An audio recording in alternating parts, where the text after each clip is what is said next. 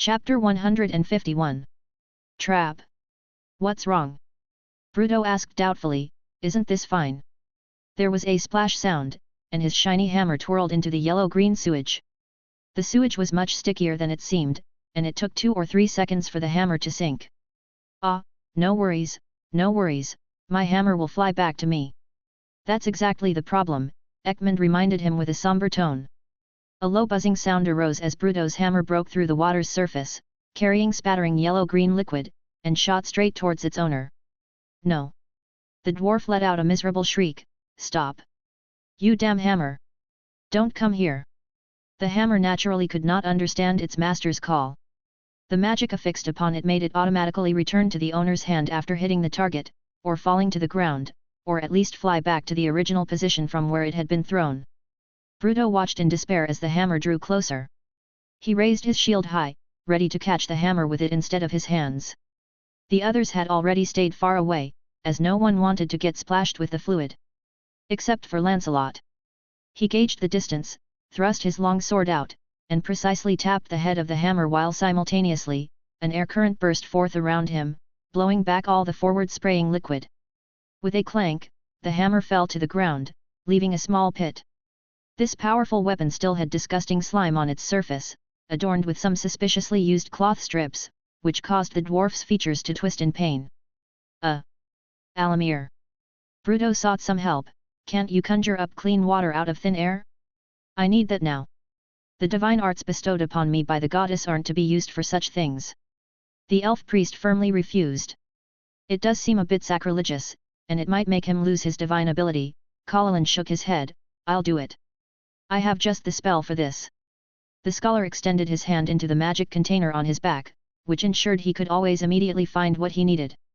This spell comes from a historically extremely advanced magic empire, but it was destroyed in a disaster when their greatest arcanist tried to ascend to divinity, Paladin said as he unfurled the scroll, and the arcane runes drawn on it began to light up. It's said that back then almost everyone could use magic, so many highly practical spells were created to serve the everyday life of the common people. A pale blue beam shot out from his fingertips, covering Bruto's hammer. The stains on the surface disappeared at a visible rate, and after just a few seconds, the hammer was cleaner than ever before. Paladin, I love you! Bruto confessed excitedly to the scholar, snatching up his hammer before giving him a suspicious look. Running water is like strong acid to vampires, so little Isabella can't take baths, right? Does she maintain cleanliness with this spell too? Ahem! The scholar suddenly blushed. Miss Isabella is a pitiful lady, and I am glad to be of assistance to her. Lancelot shook his head, flicked his sword, and then poked a few times at the wall with its tip, as though cleaning it off. He advanced a couple of steps and crouched down to inspect the trap that had released the stone sphere. On the ground, there were faint threads stretching out from the wall of the passageway, a trap easy to spring for any creature taller than his waist. It seems that the builders of this tunnel still dwell here, Paladin remarked as he walked over, commenting on the simple trap. Goblins are unlikely to associate with the undead, so maybe they can provide us with some useful information, if we can find the little fellows. I bet they already know we're here, Bruto muttered resentfully as he eyed the trap. Damn it, if I had moved a bit closer, I could have spotted it earlier. At least you triggered the trap ahead of time, even if the method wasn't exactly right. Lancelot patted the dwarf on the shoulder. Next time, before you throw your hammer, make sure it doesn't hit anything you don't want to mess with.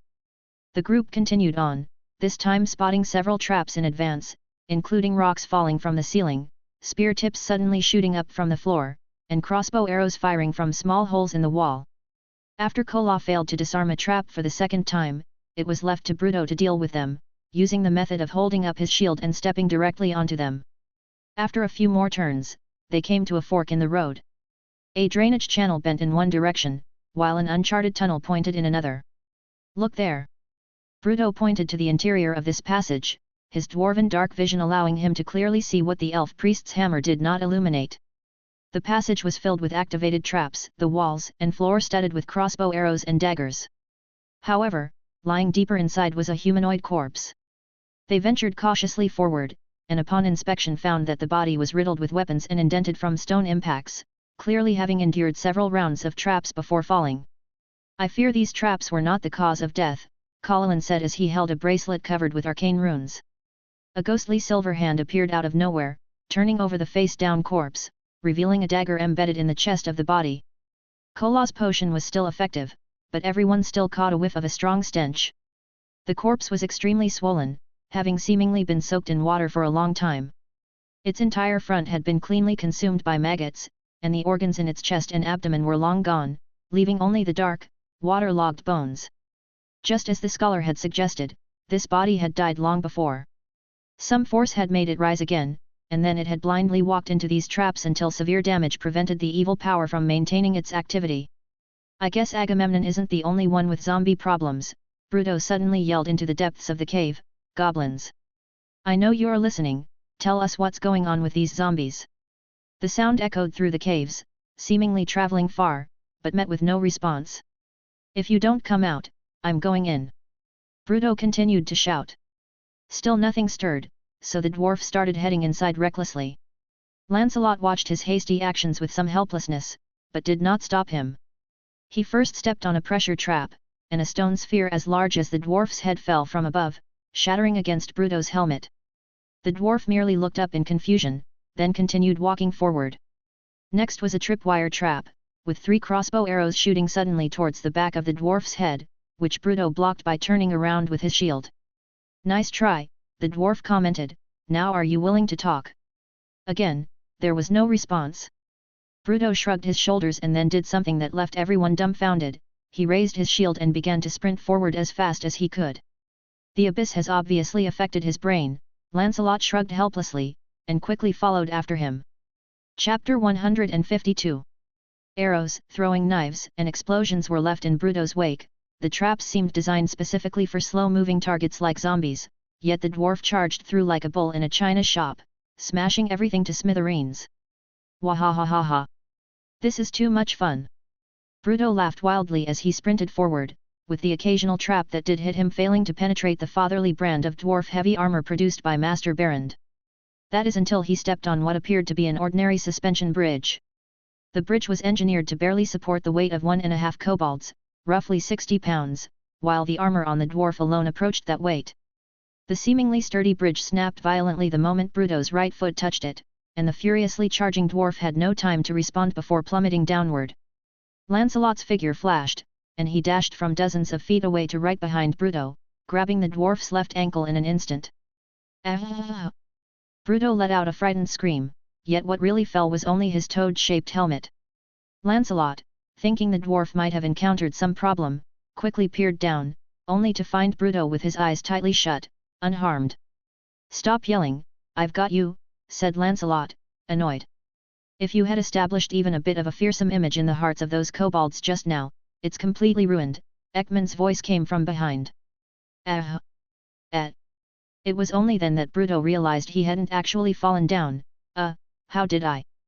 The dwarf couldn't finish his sentence as he suddenly noticed that the winding tunnels below were filled with kobolds, each clutching a crossbow, taking aim at him. Damn it!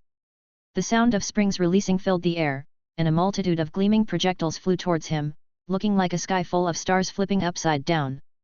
Bruto's warrior instincts kicked in, and he instantly raised his shield to tightly protect his head and upper body, but his exposed rear was not so lucky. Lancelot pulled hard, yanking the dwarf back up. The first thing Bruto did was to yank all the arrow shafts out of his butt, but the armor covering his hindquarters was riddled like a beehive, appearing as though it had been thrashed by an ogre wielding a wolf fang club. Fortunately for the dwarf, he couldn't see the state of his own posterior, at least until the next time he sat down.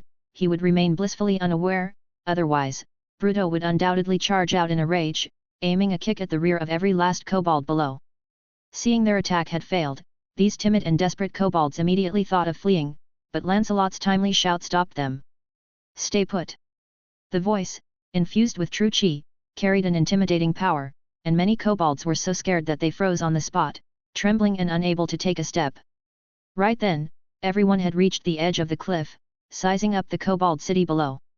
This was Lancelot's first encounter with kobolds, creatures said to be common in many worlds and also the weakest among intelligent races. They possessed a humanoid figure with an average height of only about 2.5 feet, a crocodile-like head on their neck, which they claimed to be a sign of dragon lineage, and a lizard-like tail. Look! What is that? This can't be real. A floating skull. Is that the legendary Skeleton King? It must be. The Skeleton King. The Skeleton King. After seeing Ekmund, the group of dog-headed creatures below quickly transitioned from being intimidated by Lancelot's roar to worshipping the floating skull in midair. Ekmund himself was taken aback for a moment but immediately got into character, using a voice with an echoing effect and full of pretense, he loudly proclaimed. I am indeed Ekmund, the Skeleton King, ruler of tombs, skeletons, and death, and these warriors are my followers. He then whispered in a tone audible only to those nearby, Paladin, quick, get me some special effects. The scholar rolled his eyes and quietly stepped out of the dog-headed creature's line of sight, then took out a minor illusion scroll and created a bunch of floating skeletal illusions around Ekmund.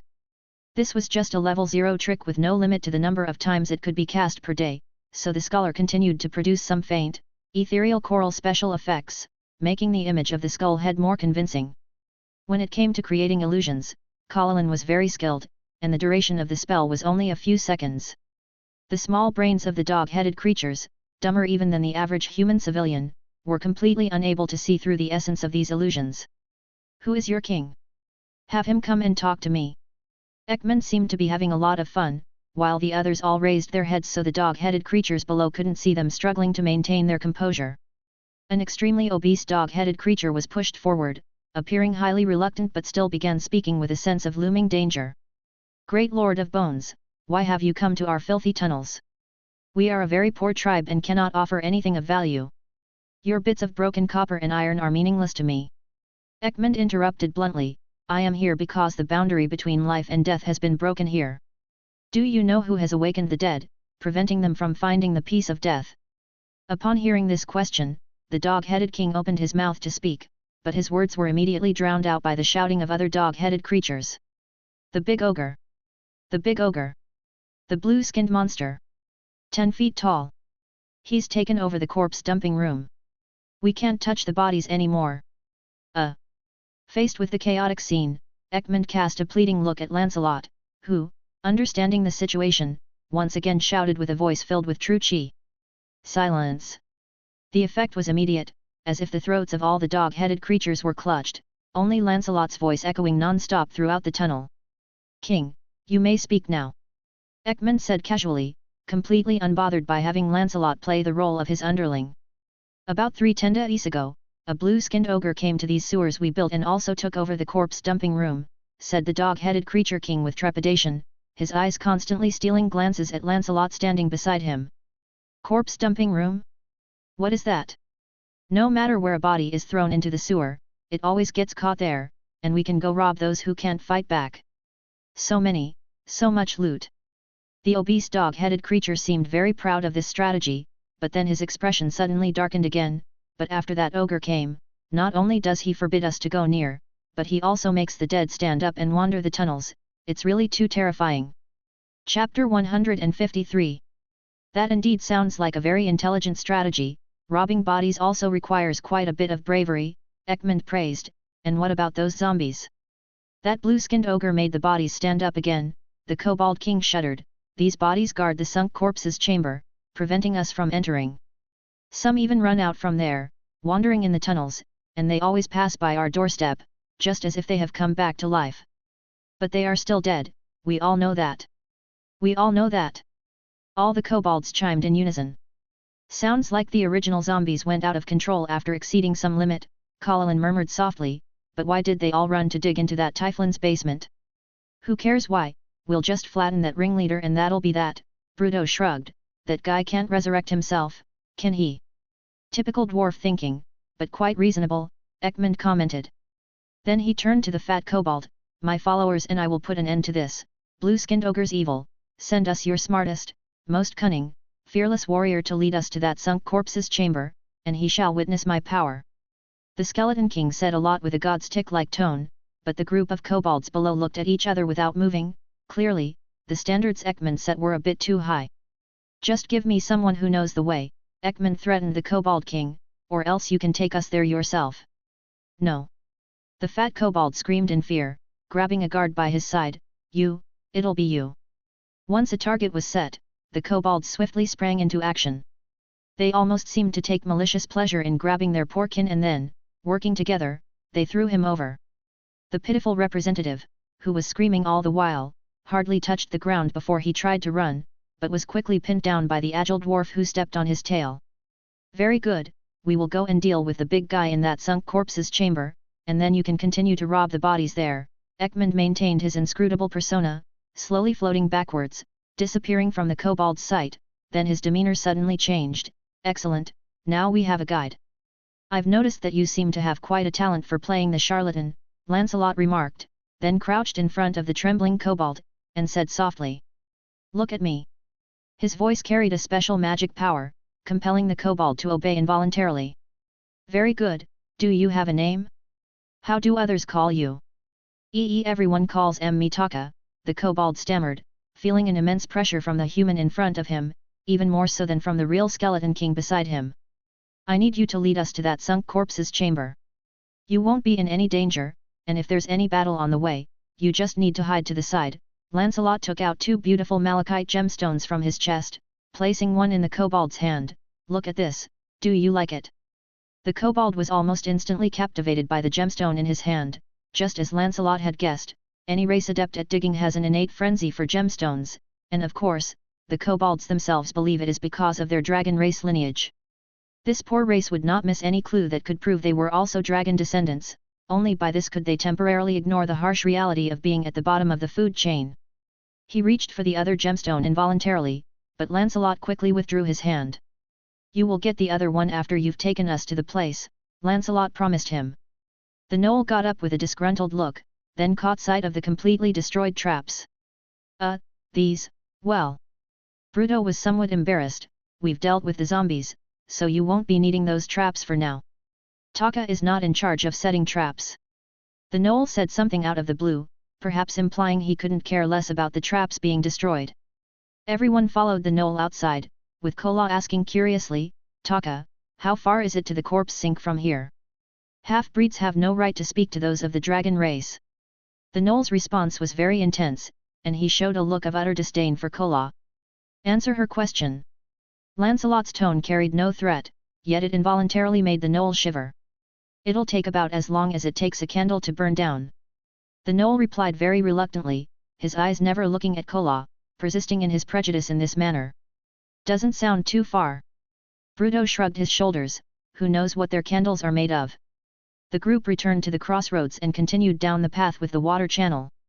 Along the way, there were quite a few traps, which they avoided any damage to with the reluctant locals' guidance. After moving forward a bit more, the environment around them changed significantly. Moss on the walls began to die, a faint mist hung in the air, and even the water in the channel seemed to lose its color, turning into a morose grey, a far cry from its earlier vibrancy. The scene was all too familiar to the group since the surroundings of Hagrid Manor were in the same state. Wait! Lancelot suddenly spoke up, halting the team's advance. He silently drew his long sword from behind him, and everyone understood what that meant, becoming alert and closely watching the corner not far ahead. The sound of a thud, gradually grew louder, and a figure dragging a wooden stick appeared at the corner. Alamir extended his glowing hammer in front of his shield, slightly adjusting the angle to illuminate the limping figure with the metal shield's reflective light. This was clearly a corpse, which seemed to have been soaking for a long time before standing up again. His face was twisted like melted wax, his belly swollen from prolonged soaking and burst, with numerous maggots feasting on his exposed innards, his long intestines dragging by his feet, but none of this caused any trouble for him, already dead. The sudden light seemed to aggravate it, or it might have been the scent of living flesh that made this undead creature become frantic, charging straight toward the group. Bruto intended to throw his hammer, but a sense of déjà vu made him stop, which relieved Lancelot, who was watching his actions closely. The dwarf apparently still had a normal memory. Just as the zombie was about to enter the attack range of Lancelot and Bruto, something unexpected happened. It stepped on its own intestines, flailing around, and stumbled. The momentum of its charge made its body slide along the ground for a stretch, landing right at Bruto's feet. Is this the legendary epic fail? The dwarf asked his companions while turning around and smashed the zombie's head into a pulp with a hammer blow. Chapter 154. Is this zombie guarding this area? Kola carefully circled around the nearly headless corpse on the ground. I've heard that zombies can still follow simple instructions. It looks like a patrolling guard. I'm afraid not. Zombies can only understand commands like stay here, move forward, attack a certain enemy, they can't comprehend whether their surroundings are dangerous or not, like if their target is on the other side of a cliff, so it's unlikely they could follow orders to patrol within such a complex tunnel system. Paladin shook his head. I guess this is another zombie that has broken free from the spellcaster's control, acting on some kind of instinct. How far are we from that corpse-sinking room? Lancelot asked the gnoll guide behind him. Still about half a candle's time. That means we've already walked half the distance. Bruto nodded. He scraped his hammer on the wall to try to clean off the flesh and blood sticking to it, and a whole piece of the wall crumbled away. Considering the extent of decay, the enemy's nest is not far. Paladin looked at the damage caused by Bruto. Our enemy is likely to have a large group of undead guards. During the battle, make sure to protect Alamir. His holy fire technique is the most effective way to ensure that fallen enemies don't rise again. Everyone nodded in understanding and continued forward. The gnoll Taka had already positioned himself at the rear of the group, looking ready to flee at any moment, only speaking up to remind the others when they encountered a fork in the road. They encountered some more zombies, but against Lancelot's sharp longsword and Bruto's warhammer, these slow-moving and completely mindless enemies posed no threat at all. Occasionally, some enemies whose legs were broken by Bruto could still attack, but they all turned to ash under Alamir's scorching holy light. Paladin's frown grew deeper. After the group had continuously taken down 8 wandering zombies, he spoke again. Something's not right here. What's wrong? Bruto asked, puzzled. These guys are easy to handle. A spellcaster can only control a limited number of undead creatures. Even powerful spellcasters can control more, but not indefinitely. Once the limit is reached, if new undead creatures are still being created, the old ones will break free from control. Paladin explained. These zombies seem to have all broken free, their minds are no longer under the Creator's command, and they are merely wandering here on instinct. So what? Bruto still didn't understand what Paladin was worried about. Who cares how many there are, why not just finish them all off? The issue is, why the spellcaster is still continuously creating new undead creatures. Lancelot had already understood Paladin's concern. You're worried that the enemy might be conducting some kind of terrible necromancy experiment, which is why there are so many out-of-control zombies wandering in the sewers. Experiments with necromancy usually don't end well. Paladin's face darkened as he nodded. Soon we may see some rather gruesome things. This is a desecration of life. Anger began to gather on the elf priest. Cleansing. It must be cleansed. I have some potions here, maybe they can be of some use. Kola took out some small bottles with pale golden potions from her backpack. This is courage potion, it can help you remain calm when you see some shocking scenes. Paladin did not hesitate to take the potion and drank it. He was not like Bruto, who could resist the effects of fear just by relying on anger, nor could he rely on the power of the gods like Alamir to face everything. Lancelot also took a bottle. His spirit perception could not identify the effects of the potion, but he could vaguely sense whether an item was beneficial or harmful to him. The potion in his hand felt good, so he too tilted his head back and drank it. The taste was not bad. Kola must have added some honey. As for the effects, they were not apparent just yet. Bruto initially wanted to refuse Kola's kindness, but seeing that his big brother Lancelot had drunk it, he no longer insisted. Even Alamir had a bottle. Shani's priests were not rigid fools. They were not the type who believed that as long as one is devout enough, the gods will take care of everything. They were happy to adopt any beneficial preparatory measures. The only one who did not need it was Ekmund, considering that 99% of his memories took place in a desert completely made of corpses. Any situation related to corpses was only a minor scene to him. After walking for a while, they encountered 7 or 8 zombies clustered together, causing only a little trouble. Finally, the group arrived at the entrance of the abyssal chamber of corpses as mentioned by the dog-headed creature. The channel carrying trash and wastewater was designed as a waterfall about 20 feet high. In the middle of the waterfall, there was a chute made of metal mesh. The water would flow through the gaps of the sliding chute, but any larger solids, like the floating corpses, would be caught by it and then pushed aside into a cave by the falling force and the water's thrust. It had to be said that this was a very ingenious engineering design. Any city in the abyss could produce a large number of corpses every day, which should be an important source of materials for the underground kobold tribes, but these corpses were also excellent experimental materials for necromancers. Human wizards, who cared more for personal hygiene and quality of life, generally stayed in their mage towers, obtaining these experimental materials through hired help in exchange for money, whereas an ogre or some other creature would not mind the filthy environment of the sewers. That is the chamber of sunken corpses, Taka has brought you here as agreed.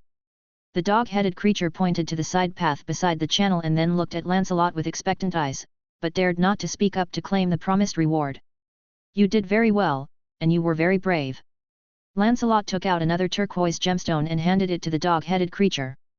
The dog-headed creature silently took the gemstone and then turned and ran, quickly disappearing from their sight. What a coward! Bruto scoffed. The instinct to seek profit and avoid harm is natural to all creatures. Lancelot shook his head, and I feel there's indeed a big one ahead. Let's go meet the true mastermind behind all this. They all agreed and entered the pitch-black cave. After a steep but not too long passage, they found themselves in a spacious hall. Purple demon fire burned all around, illuminating the underground cavity brightly. In the center of the hall was a huge pile of corpses, above which was the end of the slide that caught the bodies, and a giant figure in a cloak was turning to look at the visitors. Ah, more fresh material. Are you adventurers sent by that Agamemnon? Welcome to my laboratory. The blue-skinned creature, looking like a demonized ogre, gave them a grin. It's a pity you won't become a part of my great creation. I wonder which of you will have the honor of being its first victim. Chapter 155. This is no ogre mage, Paladin pushed a few words through clenched teeth, this is an evil spirit. Lancelot watched the ghastly figure with a green complexion and fearsome fangs, towering over 10 feet tall. Grayish-white hair hung from beneath the shadow of the entity's hood, and from a pair of lantern-like eyes shone bright yellow light. It revealed a terrifying smile at him, displaying rows of sharp teeth. What's special about it?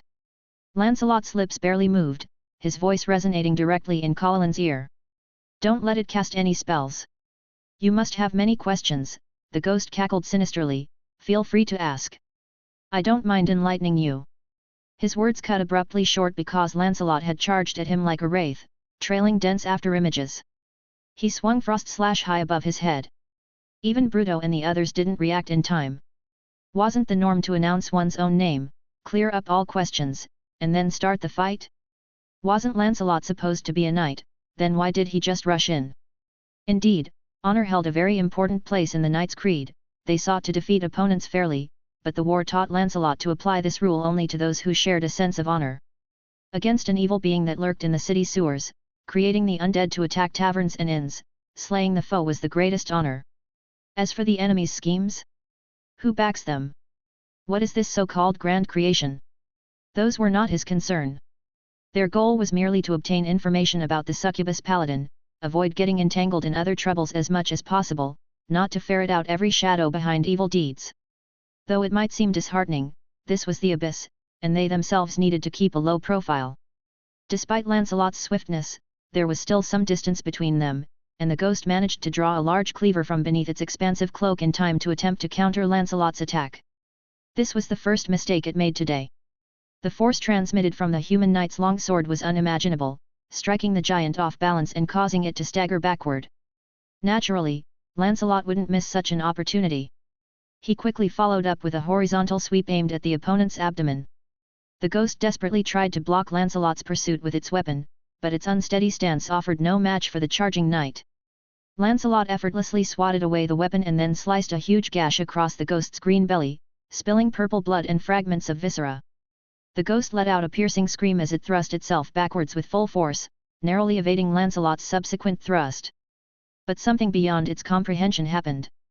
A verdant sword aura extended from the tip of the human knight's longsword, and beneath the ghost's disbelieving gaze, it pierced his shoulder, effortlessly leaving a fist-sized transparent hole. The severely injured giant crashed heavily against the cave wall, but Lancelot was clearly not going to let his opponent off so easily. He raised his longsword and pounced at the demon once again. As he lunged forward, his hearing enhanced by an elf's blessing caught a faint whisper from his opponent's lips. A sense of alarm flashed through Lancelot's mind, and he violently rolled to the right. Just then, the demon abruptly lifted his arms, and a terrifying cold spell burst forth from his palms. Lancelot's reactions were fast, but he still got brushed by the icy blast, making him feel as though half his body was about to freeze solid. Bruto, who was not far behind and rushing to support him, wasn't so lucky. The dwarf barely managed to shield himself with his shield, taking the full brunt of the icy assault. Bruto was immediately in a critical condition, but a stream of red light, filled with life energy, enveloped him. This was Alamir's healing spell.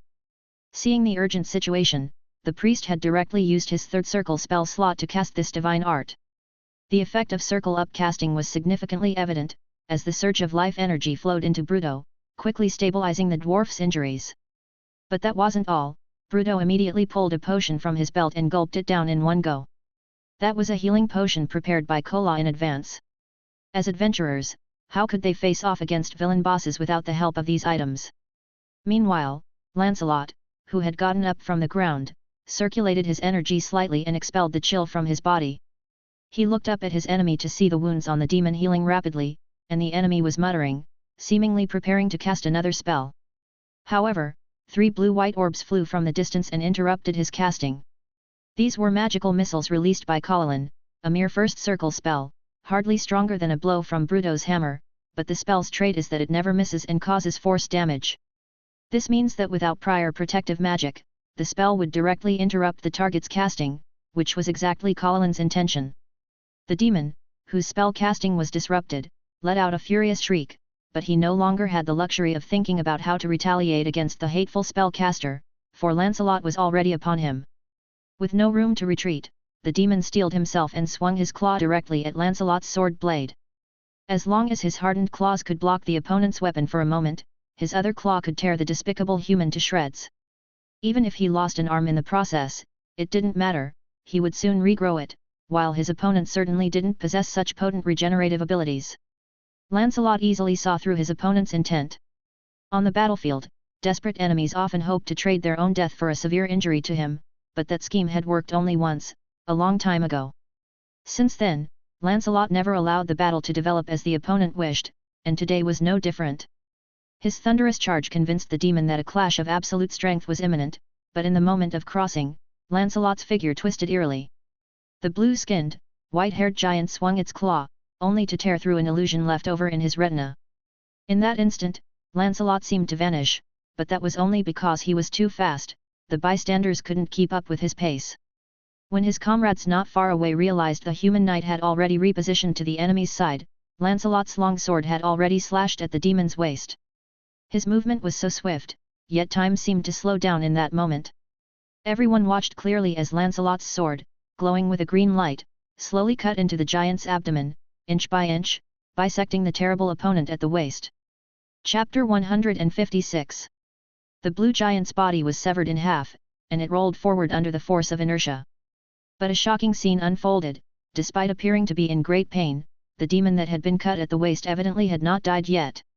Its upper body was struggling to crawl toward its legs as if trying to reattach them. Lancelot quickly followed up, his sword glittering as he sliced off the demon's arms as well. Ah! The demon let out another agonizing scream, now so high-pitched it resembled that of a woman. Yet it displayed a troll-like vitality, flesh at the wounds wriggled rapidly, and countless buds of flesh began to cluster, forming new limbs. The limbs that had been severed from the body writhed on their own, desperately trying to rejoin the torso. A stream of fire landed on the struggling body of the demon, igniting it instantly. This was a level spell, Fireball released by Paladin. Demons had high resistance to fire damage, and he had never used this spell before. Fire can stop its regeneration. The scholar yelled to Lancelot, who immediately caught on, sweeping his long sword to gather all the severed limbs into the flames. Then he pinched a spell technique, and several dark red fireballs flew into the fire, causing the flames to leap up more than 10 feet high and silencing the demon's screams abruptly. Huff huff, looks like it's been taken care of, hey. It seemed as if a lot had happened, but in reality, only a few dozen seconds had passed. Delayed for a moment by the enemy's magic, Bruto had only just run up to Lancelot's side. Lancelot looked at the demon's body gradually turning to ash within the flames, yet his expression grew even more tense. His spirit perception was sounding an alarm, signaling the presence of something incredibly dangerous nearby, but he couldn't pinpoint its source. Then, in his peripheral vision, he glimpsed something flash by, and, almost entirely on instinct, he grabbed Bruto and lunged to the side without thinking. With a tremendous boom, an arm made entirely of corpses smashed down where the two had just been standing. Looking up along the arm, Lancelot saw the most terrifying creature he had ever witnessed in his life. The creature's body was the pile of corpses at the center of the cave. Some malevolent magic energy had fused this mountain of flesh, made up of hundreds of bodies, into a monstrosity the size of a small hill. This monster had 2 arms like a human, made up of dozens of intertwined corpses, even ending in hands where each finger was the thigh or an arm of a corpse. The arms slowly retracted while the monster's body began to move. It was only then that Lancelot noticed countless tentacle-like limbs protruding from the base of the monster, assisting in its movement like a centipede's legs. On closer inspection, those tentacles were all legs and arms of individual corpses. The monster turned around, facing Lancelot and Bruto, who had just scrambled up from the ground. At the very top of this living mountain of corpses was a flesh mound resembling a head, likewise made up of countless entwined bodies. The monster had no facial features on its face, but all over its body were numerous faces, each with eyes wide open, staring intently at the human knight. Then all at once, the mouths on the multitude of heads opened and let out a horrific roar. The sound contained unimaginable agony, as if millions of souls screamed in unison under torture. This horrific sight had surpassed the limit of what a mere mortal's sanity could bear. Even Lancelot felt on the verge of losing his mind. However, a warmth surged within him like sunlight, the effect of Kola's courage potion, and the true chi in his body automatically circulated the Ice Heart Technique's cultivation technique, helping his consciousness to regain clarity. But his companions were not faring as well. The dwarf trembled violently all over, his eyes frozen in their sockets, staring fixedly at the source of his fear. Paladin and Kola, in the distance, had completely succumbed to a state of panic, falling on their butts on the ground, their limbs twitching as they tried to get as far away as possible, but their weakened limbs made them look like dehydrated fish. Only Alamir managed to resist the terrifying form of the enemy. Years of priest training had made his will extremely firm, and the effect of the potion that Kola provided helped the elf maintain his sanity as well. What followed was his ignited rage. The creature before him was undoubtedly a great profanity against life, an existence his goddess could never tolerate. The priest was already calling upon his goddess in his heart, determined to cleanse the monster before him today, even at the cost of his own life. Of course, there was actually one individual who should have been unaffected, and that was Ekmund. Lancelot confirmed the situation through a mind link with the skeletal figure. "Are you all right?" "I'm fine." Ekmund's voice still sounded a bit panicked. "What the hell is this thing? It's so damn scary. Didn't you always boast about how hard your skull is? Make sure you protect the people next to you." "Don't worry, boss, I've got this." Mind communication was extremely efficient, and this exchange was completed almost instantaneously. Lancelot took out his 7-foot giant sword Glacier from the dimensional bag, took a deep breath, and then charged out like an arrow released from its bow. The monster seemed to react sluggishly, its arm only slowly rising as Lancelot was already upon it.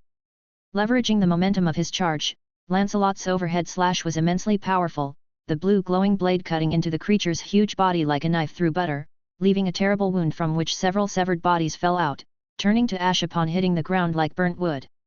The myriad heads of the monster screamed in unison, almost drowning out the sound of rapidly approaching wind from behind. Almost. The human knight's figure flashed eerily once more, already rolling 5 steps away to avoid the monster's landslide-like fist. The great sword in his hand followed the motion of his rising, severing 3 of the creature's fingers. If one looked closely, they would see that these were actually 3 human legs, the thickest one, the middle finger, clearly once belonged to some man, while the smallest one and the other finger were previously part of the same body. But he did not have time to observe these details any further, because the other arm of the monster swung over overwhelmingly, and Lancelot had to roll back twice in a row to narrowly escape the creature's attack range. Only once back in a safe area was the human knight free to survey the fruits of his efforts, yet all he saw caused his brow to furrow deeply. The body of the monster writhed non-stop, the wound he had inflicted earlier was now indistinguishable, and from the creature's palm where the fingers had been severed, new toes slowly emerged, followed by ankles, knees, thighs. Lancelot sighed. The enemy's body was indeed as soft as cake, but he himself was like a cockroach holding a toothpick, trying to dismantle a creation beyond his comprehension. Chapter 157. Fortunately, Lancelot was still considered the most threatening target. He and his companions were precisely on either side of the monster, allowing him to face it directly, so his magic and divine arts using companions only needed to face the monster's less intimidating back. A holy radiance began to emanate from Alamir, prompting Lancelot to raise his great sword and charge again. He now needed to generate enough noise to attract the enemy's attention, buying time for his companions. The priest was loudly praying to his deity, asking Lady of the Flame to grant him and his companions vitality and hope. As the elves chanted, his body emitted a wave-like radiance, and a mystical connection was established. The prayer seemed somewhat lengthy, and Alamir was not fluent in reciting it because it was a third-tier divine art, beacon of hope, recently bestowed upon the priest. When Alamir uttered the last word of his prayer, the divine art took shape. The divine art energy surrounding him instantly poured into his body, his eyes lighting up like lighthouses in the night, casting light into his companions' hearts and dispelling the darkness and fear enveloping them. Bruto was the first to snap out of it, the dwarf letting out a roar of anger and shame, charging towards the mountain of corpses that formed the monster. He relished the feeling of smashing knees, and this monster's underside was made up of hundreds of limbs, plenty of targets for the dwarf. Paladin also regained his composure, not hurrying to cast a magic, but swiftly assessing the situation. The priest had already used up all his third-tier magic slots, so it was crucial how the scholar chose his own 2 third-tier magics. The scholar pulled out another scroll of flame arrows. It was just a 0-tier trick, but it would help him test the plan gradually taking shape in his mind. Kola was the last to recover from the panic, halflings not being a race known for their bravery. She instinctively hid in the shadows, and after making sure no one was paying attention to her, she quickly pulled a heap of alchemical materials from her backpack and began mixing a complex potion on the spot.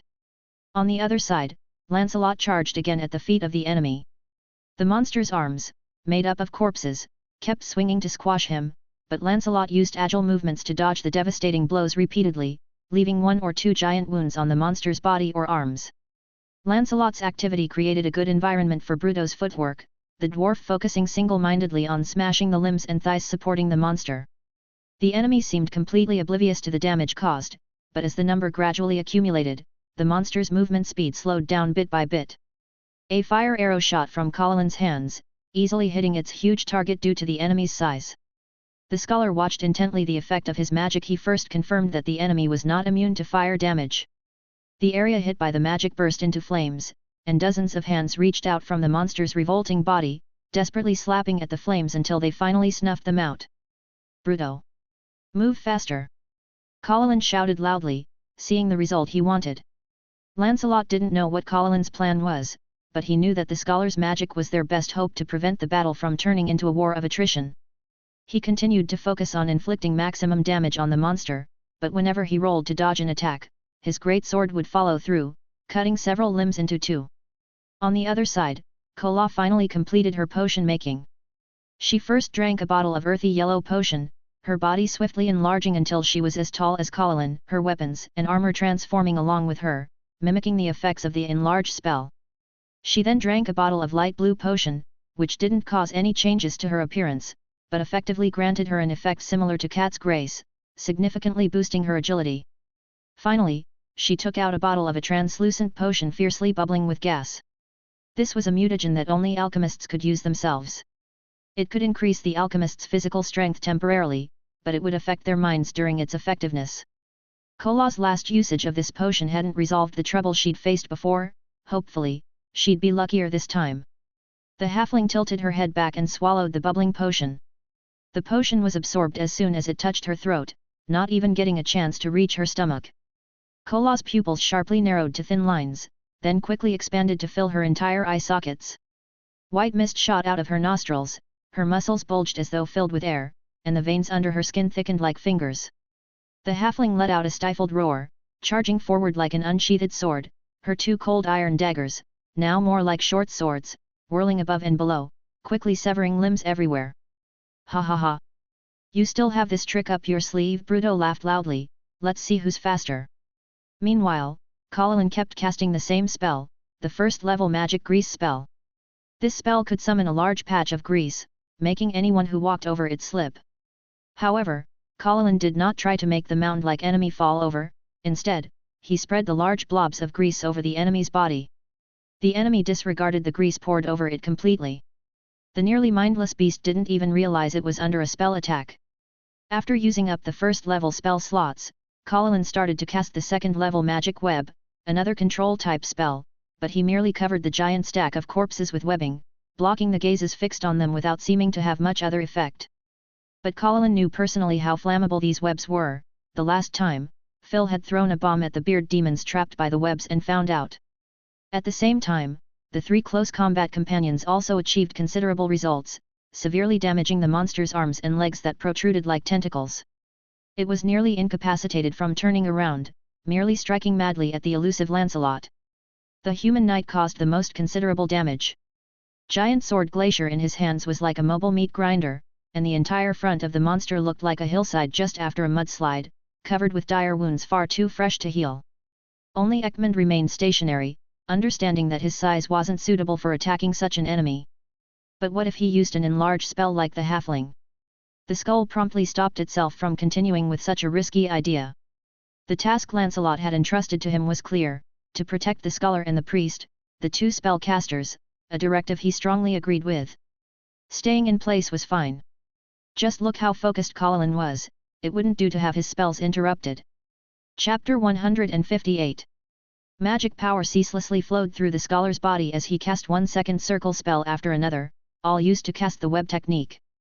Paladin had never before used magic so intensively, which left him feeling overburdened, yet there was also a strange sense of pleasure.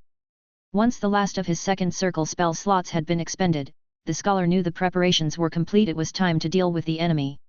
He pulled a noticeably thicker scroll from his Howard convenience bag, a spell he often used while he was still on the prime material plane, a low-ranking member of the Black Cult pit creating spell. This second circle magic could create a pit about 1,000 square feet wide and 30 feet deep.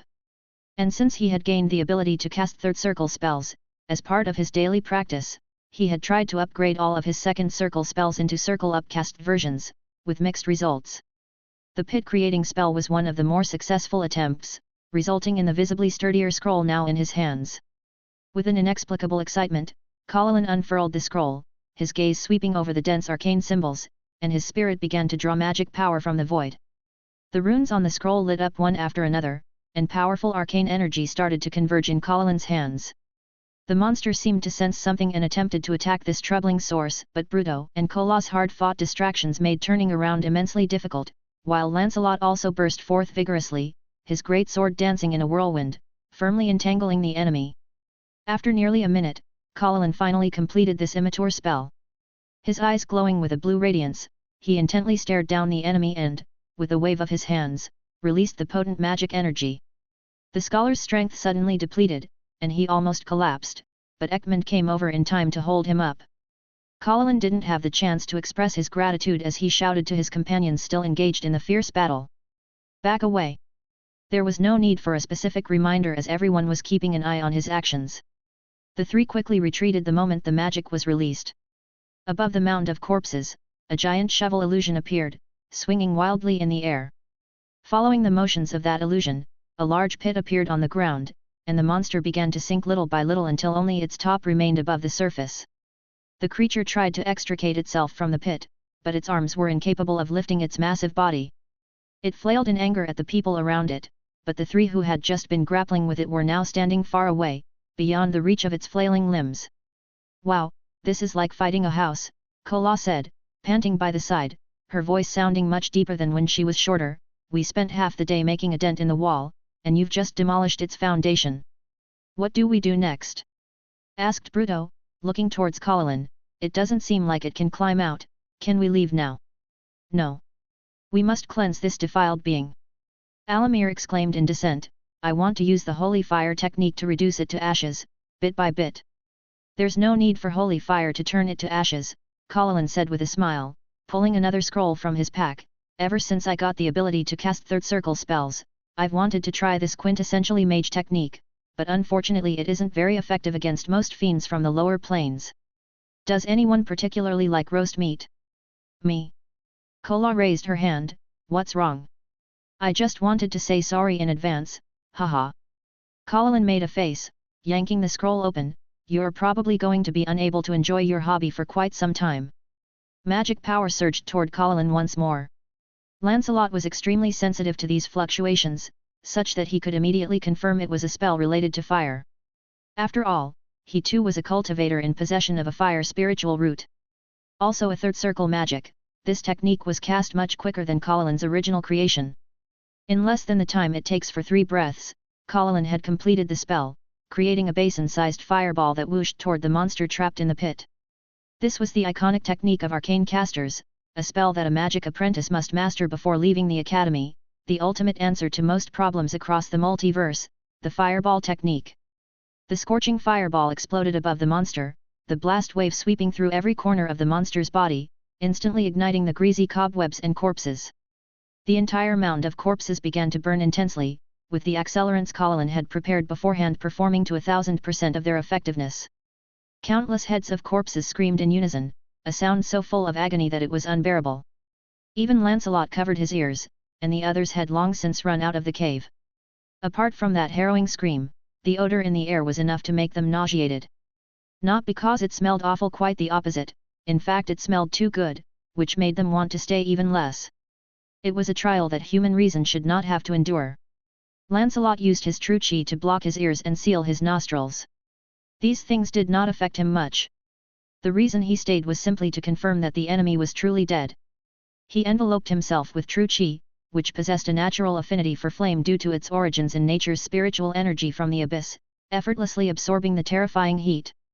Though the human knight appeared like a fire person, in truth, he was completely unharmed. As the mound of corpses burned down gradually, the flames did not diminish but grew higher.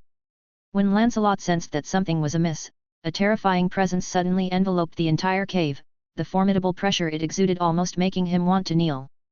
But he resisted the urge. A demon's face with two massive horns appeared in the flames, expressing extreme joy. A voice resonated directly in Lancelot's heart. Ha ha ha ha! Who is making a sacrifice to Caldu, Lord of Barrow? The voice reminded Lancelot of the flame itself, merely hearing it seemed about to ignite his sea of consciousness. Oh! The screams of 1,000 living beings being burned alive. Such a marvelous sound! Oh! Look at this, so many corpses! Is this all your handiwork? Merely to please me? The demon's voice sounded thrilled. Boy, you really should learn how to summon me. With such grand sacrifices, I am bound to come personally, ha ha ha ha. At this moment, Lancelot hardly dared to breathe too deeply. The presence was only a projection, yet the pressure it exuded far surpassed that which Tajana had given him. He could only desperately release his true chi to wrap himself up tightly, hoping that the abyssal aura within it would help him bluff his way through. Chapter 159. I am very satisfied, ha ha ha. I shall reward you. Lancelot was startled, ready to refuse, when a fearsome energy had already surged into his body. This bit of flame essence should be enough for your advancement. Perhaps one day you too will become a lord like Barrow. When that day comes, come before my throne, kneel down, and swear your loyalty to me in the name of the Stygian river, wah ha ha ha. The flames spiked like an explosion to their maximum before suddenly extinguishing, along with the face of the demon lord that vanished into thin air. Lancelot dropped down on his backside and immediately entered a state of cultivation. The energy that had poured into him was like a red-hot iron ball, rampaging through his body. Had the demon stayed a few more seconds, Lancelot's physical body might have been completely destroyed by the energy. The true chi that was extended outside was all retracted, wrapping the magma-like energy securely inside. He guided the energy, continuously conducting the circulation transfer, struggling to dissipate the ferocity and annihilation within it. As he continued his chi cultivation, a vast amount of energy seeped from the meridians into all his muscles, then expelled through the acupoints around his body, making his armor crack and fall off like dried bark. Of course, the expelled energy was merely wasted, but letting it continue to wreak havoc inside was an even greater loss. Moreover, Lancelot himself didn't want this energy in the first place. At this time, his companions returned to the cave. Everyone had heard the sounds from inside the cave, but the terrible high temperature inside made it impossible for them to approach. They were all prepared to find only ashes of Lancelot, but upon seeing that the human knight was still alive, they all cheered loudly. Ha! You're unscathed, you must have the bloodline of a red dragon running through you. Bruto excitedly ran towards Lancelot, but halfway, his beard suddenly caught fire. The dwarf retreated with loud cries, frantically patting his beard to extinguish the flames. Fortunately, the fire was quickly snuffed out, and his beard looked just as ugly as before. That was close, Bruto said cautiously, cradling his beard and checking over each whisker before looking at Lancelot in confusion. What's happened to him? Why is he sitting naked on the ground? This seems to be Lancelot's unique method of cultivation. Paladin stepped back. Don't worry. I think he needs some time and doesn't want to be disturbed. Then let's wait, Bruto sniffed. Oh my, that smell of roasted meat, The monster has been eradicated, right? The group left Lancelot aside and turned to check on the monster. Paladin's magic was beginning to fail, and the floor was rising bit by bit. But the terrible carcass had been burnt to nothing, leaving not even bones behind. Did you hear that? Paladin felt she had heard some very faint whispers and questioned her companions. What? The dwarf cupped his ear. I didn't hear anything. How clear that sound was, Ekman chuckled, but you living people probably can't hear it very well. That is the song of souls departing. Alamir's eyes glowed with golden light. They have finally been liberated, and I can feel it. My goddess is also very content. But I still don't understand, why would those zombies attack the seller of the withered rose? That ghost seemed to have no motivation to do such a thing. Kola covered her nose, having transformed back into her petite halfling form. I have a theory. Paladin stroked his chin. Those zombies that ran to Agamemnon's cellar are most likely the guests who died in the withered rose.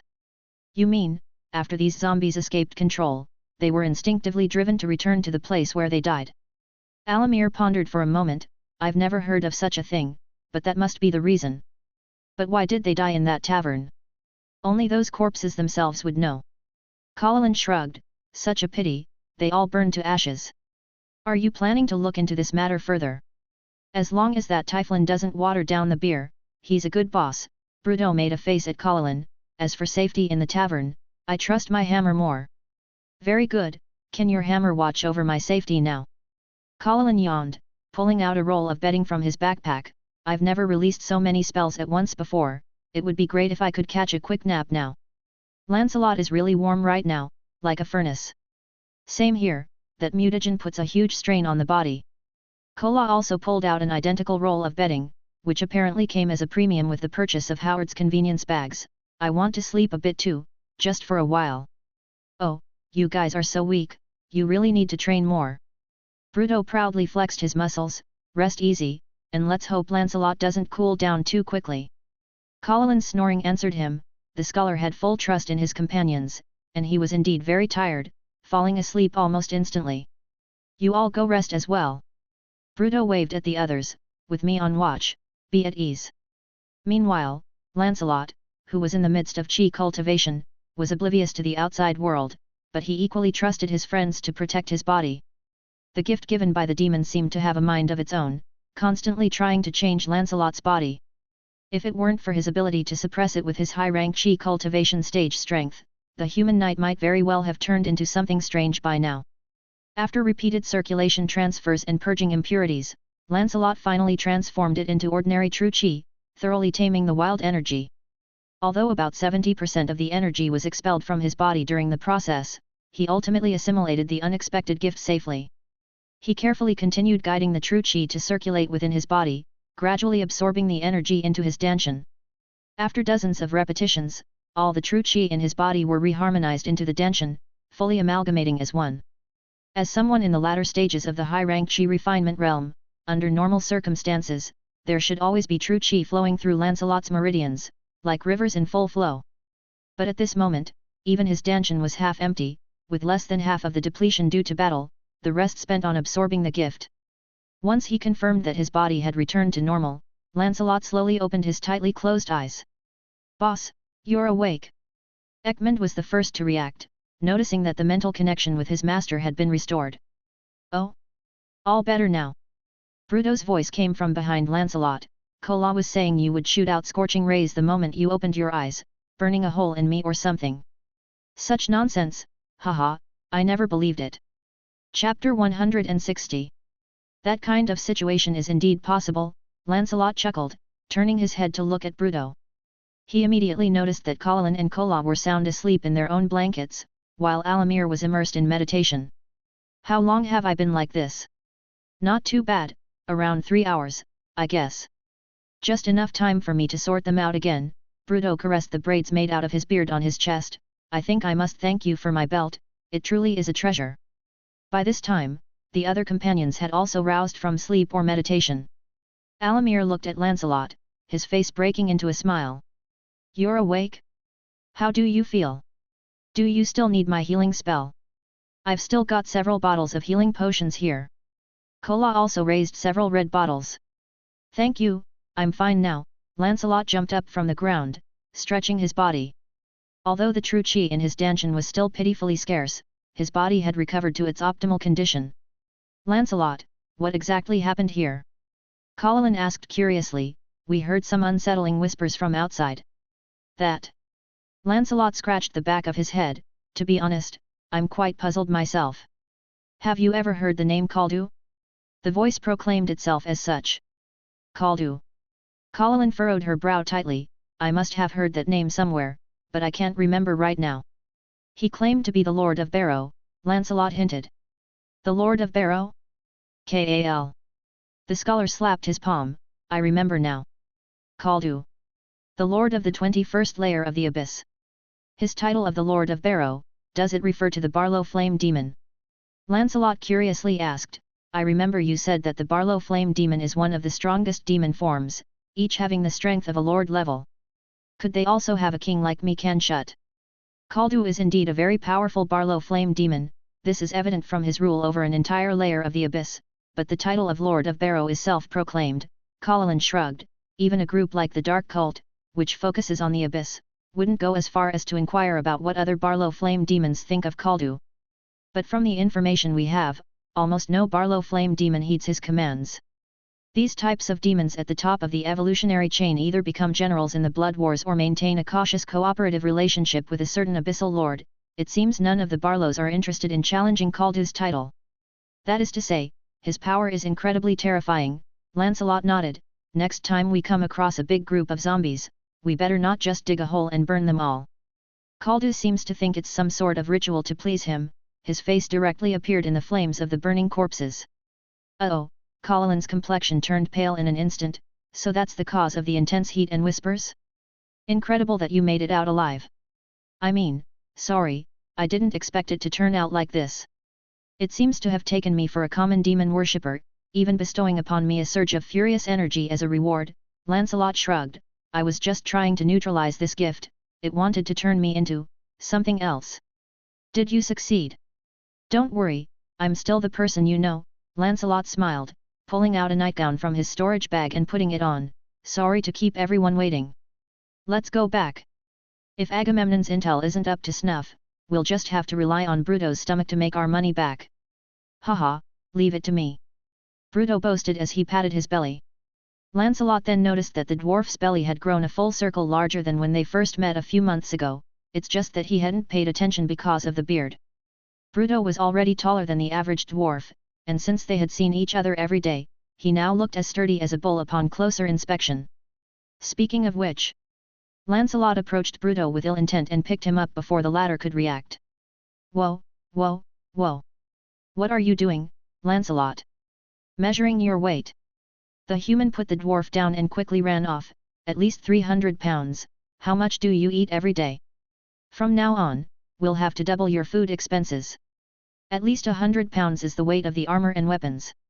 Bruto loudly protested, and the happy laughter of their companions echoed down the tunnel on the way back.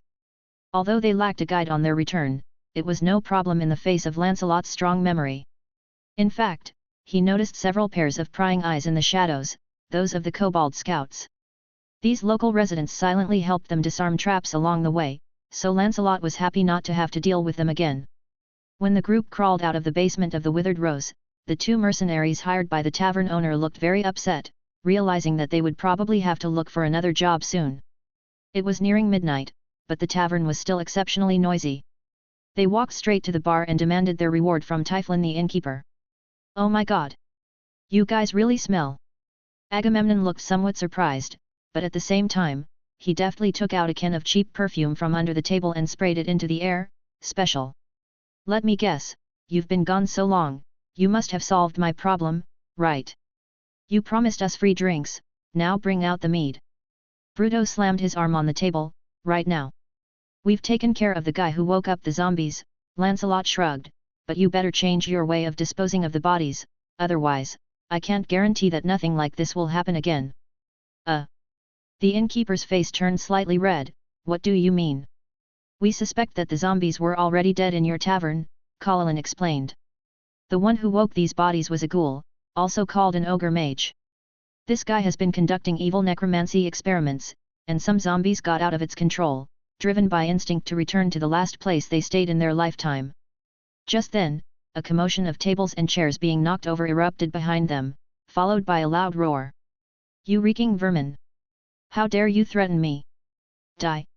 Lancelot looked back to see a brawl had broken out, and in the blink of an eye, several more corpses littered the ground. "My floor just sprouts corpses on its own," the tavern owner's gloomy voice rose again. "Do you have any better suggestions on how to deal with them? Do whatever you want, but you'd better not just dump them directly into the sewer again. I suggest you burn them, but be sure not to accumulate too many at once to burn." Lancelot's eyes emitted a daunting glow again. "All right, now let's talk about the other part of the reward you promised. Let's start with your source of information." Chapter 161. "Teyfu told me, he's one of my debtors," Achmanon stuttered, the sharp gaze of the other person piercing his mind like a hole, uncontrollable truths spilling from his mouth. "This establishment offers loan services, with interest merely doubling each month." "This Teyfu, who is he?" Bruto slammed an empty glass onto the bar counter. "And how can you be sure his information is accurate?" "It's just Teyfu, I was stuttering earlier," the tavern owner corrected helplessly. "He handles armament procurement for Yiltu, the former master of that succubus Paladin. When my collector brought him to me, he said the only valuable thing he had was this information." "Is that so?" Lancelot stroked his chin. "So what exactly did he say?" "Ilithisia will arrive at this fortress in 2 days, escorted by Ashap, a 6-armed serpent demon who has long played a game of cat and mouse with the succubus Paladin in the prime material plane. They will emerge from the Great Abyss in the south, traveling northward along a tributary of the Stygian River." "The Great Abyss?" Lancelot looked towards Paladin. "It's a place," the scholar explained softly, "located on the first layer of the abyss, appearing on the surface like a giant fissure, housing many portals leading to other planes, making it the densest area of portals in the entire abyss." "Understood." Lancelot nodded. "How many subordinates does this Ashap have?"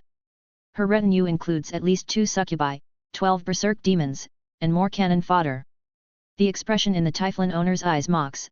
"Thank me, you simply couldn't handle this escort group, and any action towards that succubus would only lead to your own destruction." "Perhaps we were indeed reckless," Lancelot said nonchalantly. "How many others have you told this information to?" "I think I've probably saved the lives of 4 or 5 groups of adventurers," Achmanon shrugged. "Just for 500 gold coins, those fools could avoid a near certain death. What a profitable deal. I'm just too kind-hearted. Where else could you find a tavern owner as benevolent as me?"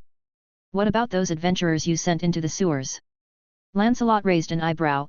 "And, during the battle with that ogre wizard, my armor was shattered. Had my skills not been sufficient, I doubt I'd be having this pleasant conversation with you. How will you address the loss of my equipment?" The human knight lifted his hand that was resting on the bar, a palm-shaped indentation clearly visible where it had pressed. The tavern owner clearly understood the threat in Lancelot's demeanour. "Some patrons leave their equipment behind, never to return. Rather than having those armors gather dust in my storage, they'd better serve a great knight like yourself." "Very well." Lancelot nodded, then took out a few gemstones from his breast pocket. "Your remaining 2 royal family suites are still available, right? We'll be staying for 3 nights, these should suffice." "Alrighty." Seeing the gemstones, Achmanon's face immediately filled with smiles. Handing over 2 keys to Lancelot from beneath the counter, "The entire 4th floor is yours. Please take care to safeguard your belongings during your stay, as the establishment assumes no responsibility for any loss. Just a reminder, our security record has always been excellent." "You wretched thief! How dare you even touch Maven the Grey Robe's belongings?" "Stop right there!" The timely outburst left the Typhloon owner's face extremely awkward, but the chant of a spell that immediately followed turned his face deathly pale as he cried out in panic.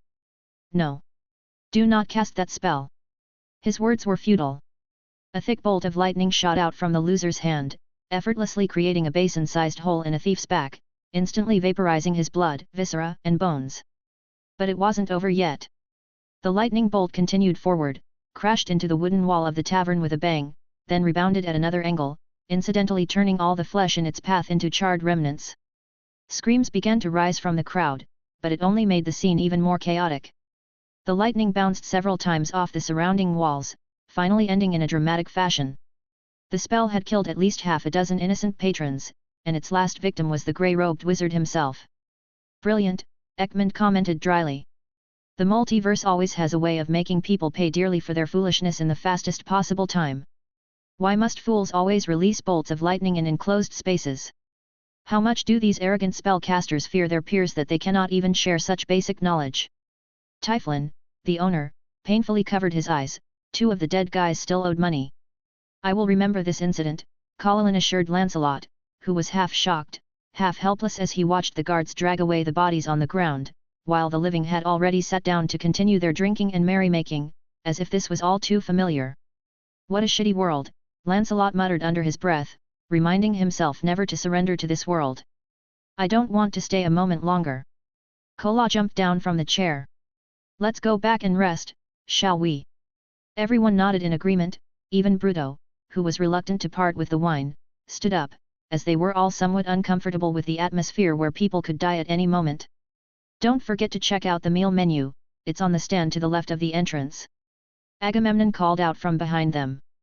Lancelot entered the royal suite on the 4th floor a few minutes later than the others.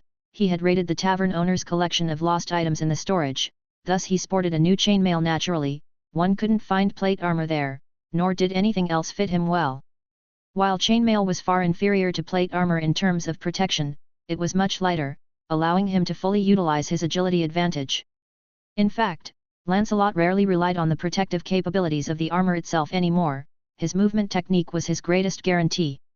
The flesh, strengthened by true chi, meant the weight of plate armor was no bother to him, but wearing plate armor in battle had become a habit, providing him with a psychological sense of security. Most importantly, human knights steadfastly believed that plate armor was the most handsome attire for a man, bar none. After everyone had freshened up and was ready to rest, Lancelot suddenly asked Ekmund to gather everyone. Can't we discuss this tomorrow?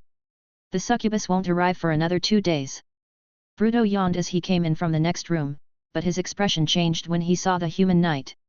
Lancelot, why are you still in your armor? Is the bathroom broken? Chapter 162. I plan to go out on a reconnaissance mission tonight, to find out exactly how far away our target is and whether there are any other things in the wilderness, Lancelot spoke with calm assurance. I can go alone. You all rest well, and I will be back before dawn. That's too dangerous. Paladin was the first to voice his opposition. This is the abyss, the home of demons. Who knows what might be out there in the wilderness at night? If a battle breaks out, how will you manage alone? So the plan is not to let a battle happen, Lancelot shrugged. This is just a scouting mission, and I'll remain cautious.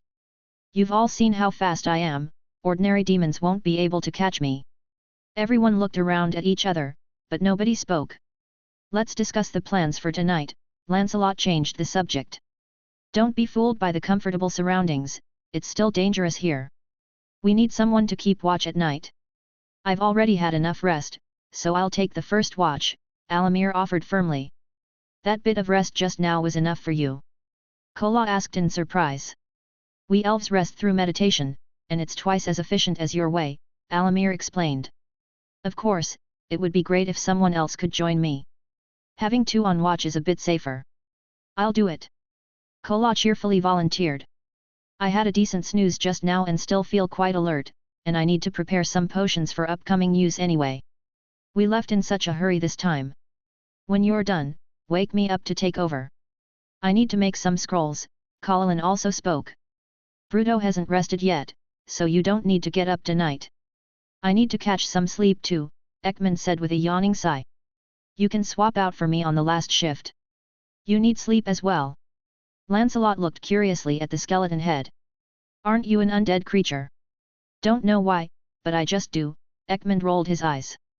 And just to correct you, I'm a mimir, should be considered a living construct, right? It's just that I stayed in that pit for too long, so I got a bit of a dead man's stench. Don't believe me? Ask Alamir, he's very sensitive to the undead. Indeed, you are not an undead, the elf nodded. Your life form is, very strange, a type that I cannot comprehend. Let's leave it at that, Lancelot stood up. I'll be off now, everyone, be safe. He pushed open a corner of the window, nodded back at his comrades, then leaped out, vanishing into the dark night of the abyss.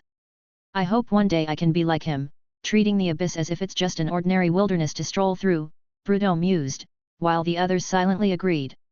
Lancelot was exceedingly fast, and even creatures with night vision would struggle to follow his movements. With a few leaps and bounds, he was already standing atop an unattended rampart of the instant fortress. He took out the pendant from his bag, the image of the succubus Paladin still feeling cold to the touch. The target was still far away, and his mission for the night was to find out just how far. Armed with the information provided by the Typhlan tavern owner, he already had a rough search direction. With the escape skill learned from the small bamboo scroll, Lancelot could travel about 80 li per hour, enough to cover a great distance in his search. Lancelot looked up to discern the direction and leaped back into the darkness once more. The red moonlight hanging in the sky over the plains of the abyss was dim this night, but still enough to dye the Stygian river into a ribbon of red silk. The human knight advanced along this moonlit river, holding a middle-grade spirit stone gemstone in each hand, breathing evenly and deeply. Although his speed was as fast as a flash of lightning, it was as if he glided along the ground without stirring up a speck of dust. The demons wandering in the darkness were unfortunate, for they could not detect the presence of the human knight at all, and hence were unable to launch any attacks, nor be freed from their miserable existence. About 2 hours into his journey, Lancelot's expression changed slightly, and he quickly slowed down, eventually stopping in the shadow of a pile of rocks. Before him was a camp. He had noticed several scattered camps before, but the scale of the one in front of him was almost that of a small military camp. Lancelot carefully moved to a higher boulder, scrutinizing the situation inside the camp. The camp consisted of over a dozen tents of varying sizes, and the inhabitants were drinking and making merry. Lancelot saw humans, orcs, goblins, grey dwarves, typhlins, minotaurs, and even some dark-skinned, white-haired Soel elves and two-headed ogres. Paladin once told him that two-headed ogres were much smarter than their foolish kin and often had innate spell-casting abilities like magicians, as deadly as the huge clubs in their hands. Clearly, these were Lancelot's peers, a band of desperados chasing bounties. It wasn't difficult to identify their leader, a bare-chested, incredibly muscular barbarian lying on a chair in the middle of the camp, with a gigantic hammer as big as an iceberg behind him and 2 succubi kneeling at his feet, while the others around him viewed the beastly man with envious yet fearful eyes. "Boss, what do we do with that holy warrior bitch once we catch her?" The broken speech drifted in from the wind, still caught by Lancelot's keen hearing. An orc was greedily watching the actions of the 2 succubi, asking without thinking. "First, I'll get to enjoy a few good days with her, and then we'll see who makes the best offer," the mercenary leader responded with smug assurance as if the prize was already his. He turned to look at the one who had asked the question, then his face darkened abruptly, and he lunged forward. "You traitor!" He grabbed the questioning orc by the throat and hoisted him into the air with one hand. "Your eyes have betrayed you, speak. Have you been scheming all along to replace me?" Lancelot noticed that the leader was 2 heads taller than himself, nearing almost 8 feet in height. The hoisted orc dangled his legs feebly, only able to plead with his eyes for his defense. The commotion drew everyone's attention, but instead of intervening, the onlookers began to cheer loudly. As the clear snap sound echoed, the cheers reached their peak. While everyone's focus was on the brutal leader, Lancelot quietly approached the camp. He cast a spell, leaving his divine sense mark on several mercenaries, then retreated silently. If the convoy escorting Ilithisia was as formidable as the Typhlan boss had said, then this group might still be of some use. But as he returned to the rocks, preparing to leave the evil mercenaries and continue on his journey, he suddenly felt a chilling sensation, as if a snake slithered up the back of his neck. The concealment art was almost instinctively activated, and Lancelot lay motionless in the shadows, now indistinguishable from the lifeless stones around him. At the entrance to the camp, the light of teleportation magic suddenly flared, and a figure that presented an extreme danger emerged from it. Chapter 163. The visitor was dressed as a merchant, adorned in a baggy robe with many pockets and glamorous accessories on his neck and wrists. His dark red skin, backward curling horns on his head, goat-like hooves, and a long, thin tail revealed that he was a Typhlan, a mortal with fiends as ancestors. But Lancelot knew the stranger was far from simple as he appeared.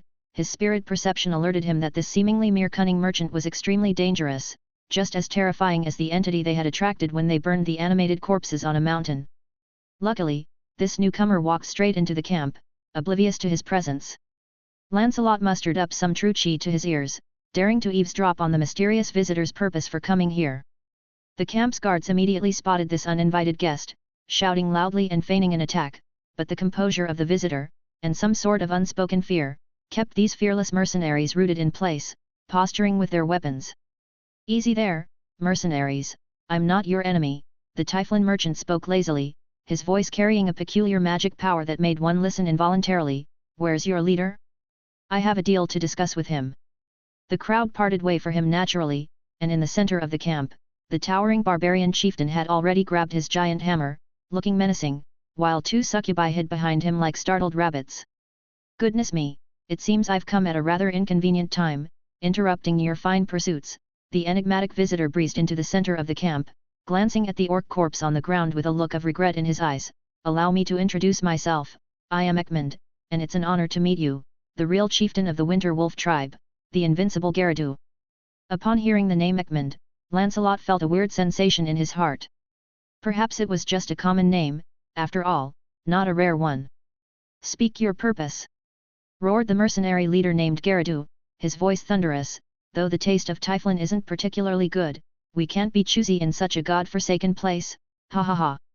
The mercenaries seemed to find their chieftain's words amusing, laughing out loud, and even the mysterious visitor himself cracked a smile. "Now, that hurts my pride," the Typhlan merchant expressed his dissatisfaction, "but I'm not here to replenish your provisions. I'm merely here to present some gifts, representing my goodwill." "Gifts?" Garadu shifted his focus to the visitor's pocket-filled robe.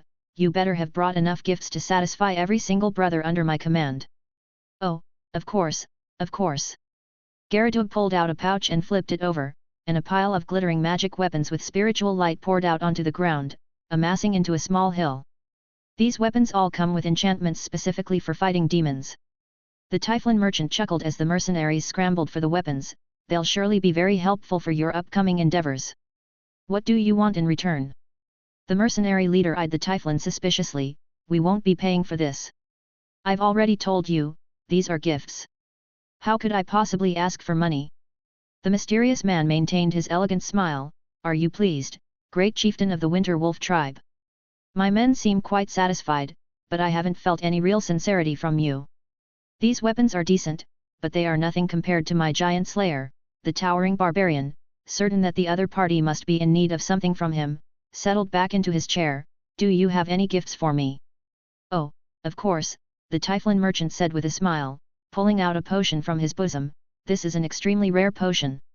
Drink it and you will gain the strength of a giant dragon, and all enemies will be smashed to pieces before you. In the black market of Zirida, a potion like this would cost 100,000 gold coins. Who else is more deserving of this potion's mighty power than you?" The mercenary leader snatched the potion, gripping it tightly in his hand, his fierce gaze sweeping over his subordinates, who were listening to their conversation with great interest. The threat was very clear, causing the mercenaries to quickly turn their heads away. "This sounds not bad, but how do I know you haven't poisoned it, trying to take my life? What good would it do me to assassinate you?"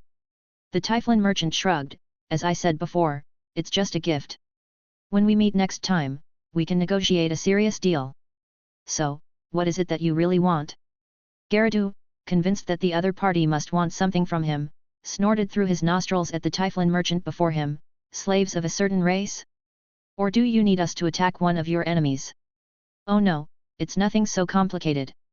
What I want is just a holy warrior."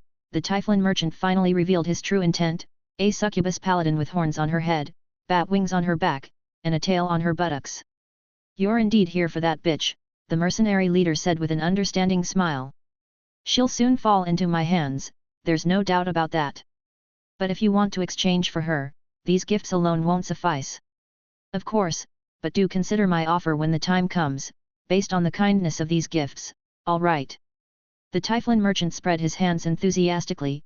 "No matter what conditions the other guys have promised, I can offer you better, and pay on the spot, guaranteeing your satisfaction. If you happen to be the highest bidder, then she's yours." Garadu spread his legs, and two succubi crawled over to him. "I'm about to get busy. Do you have anything else?" "Just one last thing. If your previous intelligence was that the target was heading north along the Stygian River, that information is outdated. The convoy escorting the succubus paladin has run into a bit of trouble. If you want to intercept them, it's best to head southwest." "How do you know this?" Garadu eyed the merchant suspiciously. "Who exactly is the master behind you guys? What use is it for you to know?" We indeed desire that holy warrior very much and are willing to offer a generous reward to the person who brings her to us. Isn't that enough for you to know? The Typhlan merchant bowed. Now, may I ask for your permission to leave safely on account of these gifts? Get out, the mercenary leader waved his hand, looking down without glancing at him any more. Thank you very much, the Typhlan merchant bowed again, bagging his belongings and started to retreat backward. Lancelot, who had been peeking from not too far, quickly lowered his head and constrained his breath, making himself blend in like a stone. Chapter 164. It was a full quarter of an hour later that Lancelot's body moved slightly. The mysterious Typhlan had left directly using teleportation magic, but the spirit perception of the human knight, akin to eyes that had stared directly into the harsh sun, did not return to normal until this moment. The revelry at the camp continued, with the mercenaries eagerly fiddling with their new equipment, boasting to one another about how many battles they would win and how many heads they would sever with such weapons. But Lancelot had long understood that nothing was free, and everything had its price, especially in the dreadful plane of the abyss. These fellows were so content and justified in accepting these obviously ill-intentioned gifts, either out of extreme confidence or extreme stupidity, and Lancelot felt that the latter was more likely. He took out the amulet that could sense the target, which was still ice-cold. He had been out for 2 hours that night, covering nearly 150 miles. If he explored for another 2 hours, it was time for him to head back. Lancelot put the amulet around his neck, hesitated slightly, then decided to change direction and search towards the southwest as the mysterious individual had suggested. If he walked another 150 miles and there was still no response, either the target was still far from the fort, or he had completely mistaken the direction. After confirming that he had left far enough that no one in the camp could spot him, Lancelot sped up once again. The night in the abyss was a bit quieter than the day, although nearly all demons possessed good vision in the dark. Hunting at night was often more strenuous. Although demons didn't need sleep, they could still feel fatigue, and for those ever-fleeing prime demons and coward devils, the arrival of night meant these miserable creatures had survived another day. As Lancelot raced through the night in the plains of the abyss, his spirit perception occasionally spotted groups of low-ranked demons huddling together. For him, this was actually a sign of safety. It meant that there were likely no powerful monsters around, nor were there any recruiting and foraging teams sent by the Demon Lord, otherwise these weaklings, hardly different from goblins, would have been wiped out long ago. After advancing another 100 miles, Lancelot finally felt the amulet on his chest react. He immediately found an empty space and stopped, holding the amulet in his hand. This magical item, adorned with a succubus portrait, radiated a heat slightly higher than body temperature, accurately indicating to Lancelot that Aletheia had entered his detection range. He turned the amulet in his hand several times and found that the temperature of the amulet was a bit hotter when facing a specific direction. Lancelot backtracked about 100 feet in the opposite direction, and the temperature of the pendant rapidly dropped and eventually became unresponsive. When he advanced forward again, the temperature of the amulet quickly rose again. Found it, Lancelot muttered softly, looking in that direction. He also noticed that this time, it took only about 50 feet for the temperature to appear again, meaning that the target was still moving rapidly. Lancelot quickly sketched a rough bearing in his mind. That night, he had first travelled about 200 miles south, then about 100 miles west, while the amulet's strongest response pointed towards a southwesterly direction. Ultimately, he concluded that the escort team with the succubus was at least 500 miles from the fort, which, for the demons who did not need to rest, meant they could cover the distance in about 2 days.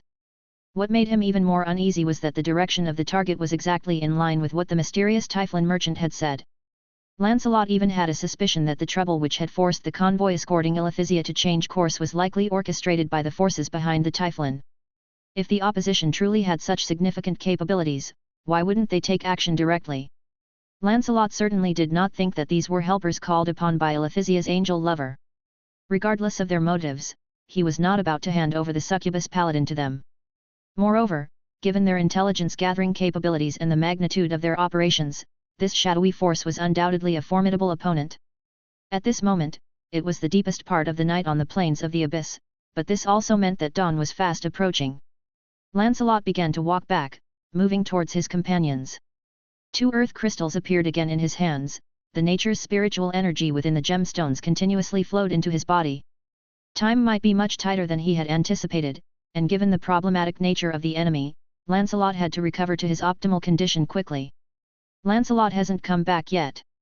Sitting in the comfortable chair of the royal family suite, Bruto was eating a petrified lizard grilled sandwich with beer, and asked Ekmund. Not yet, but I'm sure the boss isn't dead, Ekmund replied. The grilled meat here is really good, said the halfling gourmet, his cheeks bulging. It's just a bit too salty. Next time I'll try to see if I can improve it. You occasionally see petrified lizards at the meat shop in Twin Bridges town, and I heard they're quite manageable in front of experienced hunters. Having something to eat is already good enough.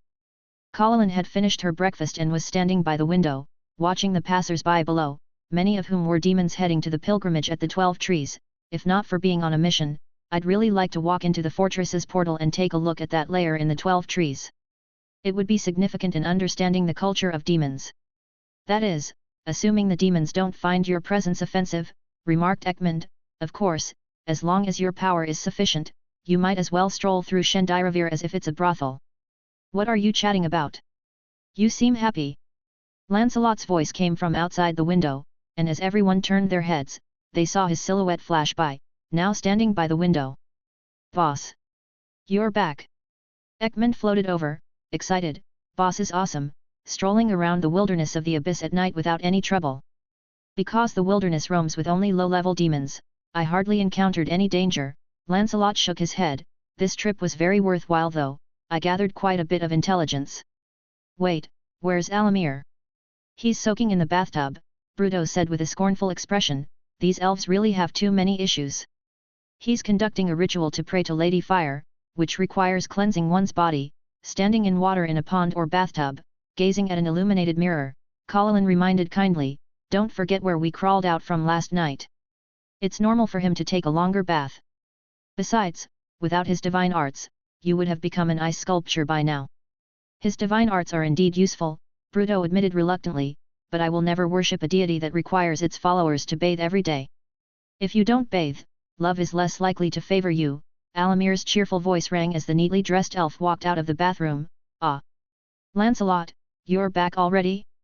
Any good news? Chapter 165.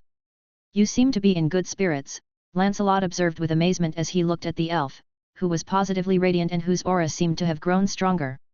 What could be more affirming of love's greatness than the redemption granted by Aletheia? I prayed to the goddess to grant me the strength to save this poor succubus, Alamir declared with a look of devoutness, and I have received the goddess's blessing. Just to wish you good luck. Ekmund flew in a circle around the elf. Even I can feel that you have changed quite noticeably. The goddess has also bestowed upon me new divine arts and power. Alamir could not contain the smile on his face. Now I am capable of casting fourth circle divine arts. Damn! Paladin couldn't help but swear. Mages need to do a lot of research, experimentation, and practice to achieve a higher level of spell casting, and us talentless hacks have to waste countless expensive scroll materials. But you divine art casters, merely through ceremonies and prayers and devotion, Alamir said with a grin looking at Paladin. What is most important is that you sincerely believe in the ideals your deity stands for and do your utmost to enact his will. The Lady of Flame is the goddess of love and beauty, and her domain is life. Our actions of slaying that mountain of corpses monster and saving the succubus paladin are what pleased the goddess, which is why she was so generous to me. I see, I'll have to have a good talk with Uncle Vito, to see what specific demands the Father God has for us. Bruto sighed. I hope it doesn't include having to take a bath every day. Everyone laughed at the dwarf's comment, and then Lancelot briefed the group on what he had discovered in his reconnaissance, especially about that mysterious Typhlan merchant. How irritating, using my name, Ekmund muttered discontentedly. Judging by what he's done, he's definitely no good fellow. We absolutely cannot let Aletheia fall into the hands of that Garadu, stated Alamir with a tense expression. We should set out right away. According to what Lancelot has seen, that mercenary group is not small. They can't move too fast, and considering our smaller size and faster speed, catching up to them shouldn't be a problem. Paladin stroked his chin. Lancelot's summoned abyssal warhorse can carry Bruto and Ekmund, and I am able to cast the mount spell, but I fear it won't be as strong as Lancelot's, being able to take Kola at most. That still leaves the issue of Alamir, with all that plate armor he's wearing, which isn't light. Why don't we buy a mount? Bruto suggested. I saw a stable right by the door of the tavern, and there might be many horses whose owners will no longer push open that heavy door. That's a possibility, but we better not let the tavern keeper know we're leaving. Paladin frowned. I don't trust him. who knows if he'll leak our whereabouts to someone. I agree, Lancelot nodded, we'll pretend to go to the armory district to buy weapons and then find an opportunity to leave directly. Although it will be discovered sooner or later, it should still buy us some time. As for the mounts, I have some ideas about the one I summoned, or else we'll look elsewhere to see if we can buy one. What about the room fee? Bruto lamented, we paid for 3 nights in advance. Are we just going to waste those glittering gemstones? Are we short a few coins? Ekmund looked at the dwarf with disdain, and have you forgotten what the abdicated lady said? Once the deed is done, our reward will be gemstones worth 50,000 gold coins. You can even sleep on them, just like living the life of dragons. That makes sense, Bruto responded, his gaze distant as he evidently fell into some sort of daydream. Having organized their equipment, the group set out from the tavern and headed toward the fortress's armory district. Weapons and armor were the main sources of income for the Doomguard, and only the entrance hall of the so-called armory was open to the public, with various weapons hanging on the walls, many of which Lancelot could not even name. Customers here included mortals and demons alike, while the Doomguard's well-armed guards maintained order. Even the demons had learned better than to cause trouble in this place because the employers of the Doomguard were real power brokers of the abyss, and they were very satisfied with this arms supplier if supply to their rivals could be reduced, even better. After weaving through the crowd a few times, Lancelot confirmed that no one was watching them, and then he slipped away with his companions into a secluded corner. Arriving under a stretch of abandoned wall, Lancelot closed his eyes and sensed his surroundings, ensuring there was no one around. He then quickly formed several spell gestures and cast a protective barrier to isolate sound and block divine sense detection. Where did you learn these amazing spells? Paladin asked curiously as she watched Lancelot. I'm quite certain they aren't cast through the magic net. The power of these spells indeed comes from within me, Lancelot nodded, offering no further explanation. The next spell he cast was much more familiar to Paladin, the mount technique. From a scholar's perspective, it appeared that Lancelot relied wholly on precise gestures and incantations to mimic the casting process of this magic, but the wondrous part was, the magic net actually recognized his method of casting. Though the mount technique was merely a first-level spell, Lancelot had managed to complete it despite having no understanding of its principles. It was like an illiterate person, who by using pictorial memory alone, managed to transcribe an article if his imitation was accurate enough. Anyone who understood the script could comprehend what he wrote. Here, the so-called reader was the magic net, which was why Lancelot could cast spells. As the human knight completed his spell, the warhorse with a mane, tail, and hooves aflame with fire appeared once more. Everyone knew that this creature was a nightmare, whose noble Pegasus ancestors had been transformed into their current form by a vile and cruel fiendish ritual. Upon its arrival, the nightmare, in habit, snapped at the one who summoned it, only to be met with a prepared punch from Lancelot and knocked down to the ground. The demonic warhorse whimpered as it got up, head lowered subserviently, hooves nervously tapping the ground. Somehow, Lancelot could vaguely understand its intent. Essentially, it was submitting to him, suggesting that he hadn't been called upon in so long it failed to recognize him immediately. "Haha, you rascal," Lancelot chuckled as he rubbed its neck, "I'm going to give you a bit of a power-up."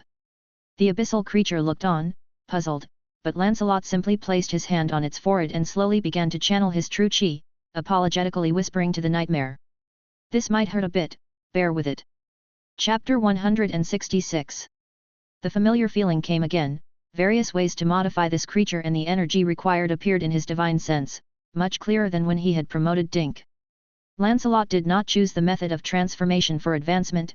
Instead, he strengthened the creature's existing form. True chi from the abyss's spiritual energy of nature slowly flowed into the nightmare's body, then naturally into each of its meridians. The abyssal warhorse seemed to feel very comfortable, contently flicking its tail. "Here it comes." The amount of true chi that Lancelot was channeling suddenly burst forth, and the nightmare let out a piercing neigh as its body violently exploded into a mist of blood. True chi, like a bursting dam, overflowed from its meridians and eagerly transformed the creature's flesh and blood. What followed was a scene both bloody and cruel, yet it was not Lancelot's first time witnessing such a sight. Muscles that suddenly grew large tore through the skin, only to be quickly pierced by thickening bones. Its skull split open like an overripe watermelon, revealing the bubbling, boiling brain matter inside. The tumbling flesh incessantly healed newly formed wounds, and the rising blood mist, ignited by the leaked energy, enveloped its entire body in flames. Gradually, the pain within the nightmare's cries lessened, and in Lancelot's spirit perception, its energy began to climb rapidly. In the end, it raised its front hooves high and let out a resonant roar. Flames on either side of it morphed into a pair of enormous wings, and the nightmare curiously flapped them, a sense of strange familiarity flooding its mind, as if it was always meant to have these wings. But as the strengthening process completed, the flame slowly retracted into its body, and the nightmare calmed down.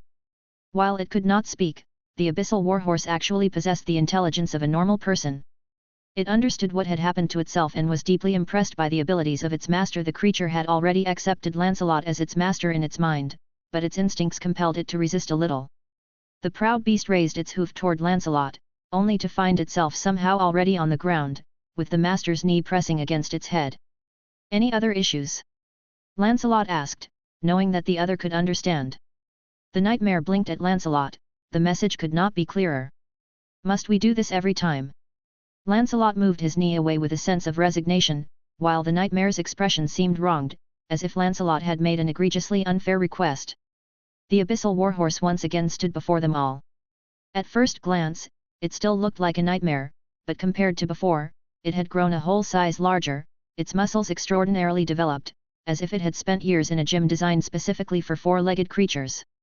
The most eye-catching feature was still the mane around its neck, those long, silky manes that floated in the air like liquid flames. This reminded Lancelot of the goddess Alamir, whose title was the Lady of Flame Hair, and the mane of this nightmare looked. Lancelot stopped his dangerous and blasphemous thought in time. It was said that gods can always be aware of the surroundings of their priests within a certain range, and for gods, reading minds might be as easy as drinking water. Who knows if some curious goddess was watching their romantic adventure? Such thoughts seemed even more blasphemous, so he quickly dropped it. Advancing a nightmare required much more true chi than advancing a Quasimodo demon. Lancelot, who had already recovered a small portion of his true chi, now had 1/3 less of it, and he would need to consume gemstones again on the road. "Now that's better, bringing along a petite elf should be no problem at all." No one responded to him, and Lancelot looked around curiously to find that his companions' expressions were nearly petrified. "Moradin's beard," Bruto muttered. "Lancelot, this ability of yours. Is it not a bit exaggerated? Isn't this something only a demon lord could achieve?" Kola looked at the warhorse nearly 5 times her height with awe. "How did you do it?" I know. Bruto slapped his head, shouting excitedly, "Did you and Tajana do that, and now you're a demon prince, so you have this ability? That makes sense. Tajana has been coming over frequently recently, right? I knew something was off. But she hasn't shown up much lately. Has she gotten tired of it already?" "No. Not at all. What are you thinking about?" Lancelot helplessly covered his face. "I stay at home every night, how would I have any chance?" "That's not necessarily true.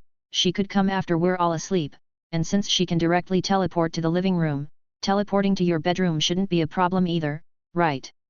Bruto continued to search for evidence to support his point, "and that soundproofing spell of yours is quite useful." "There's really nothing."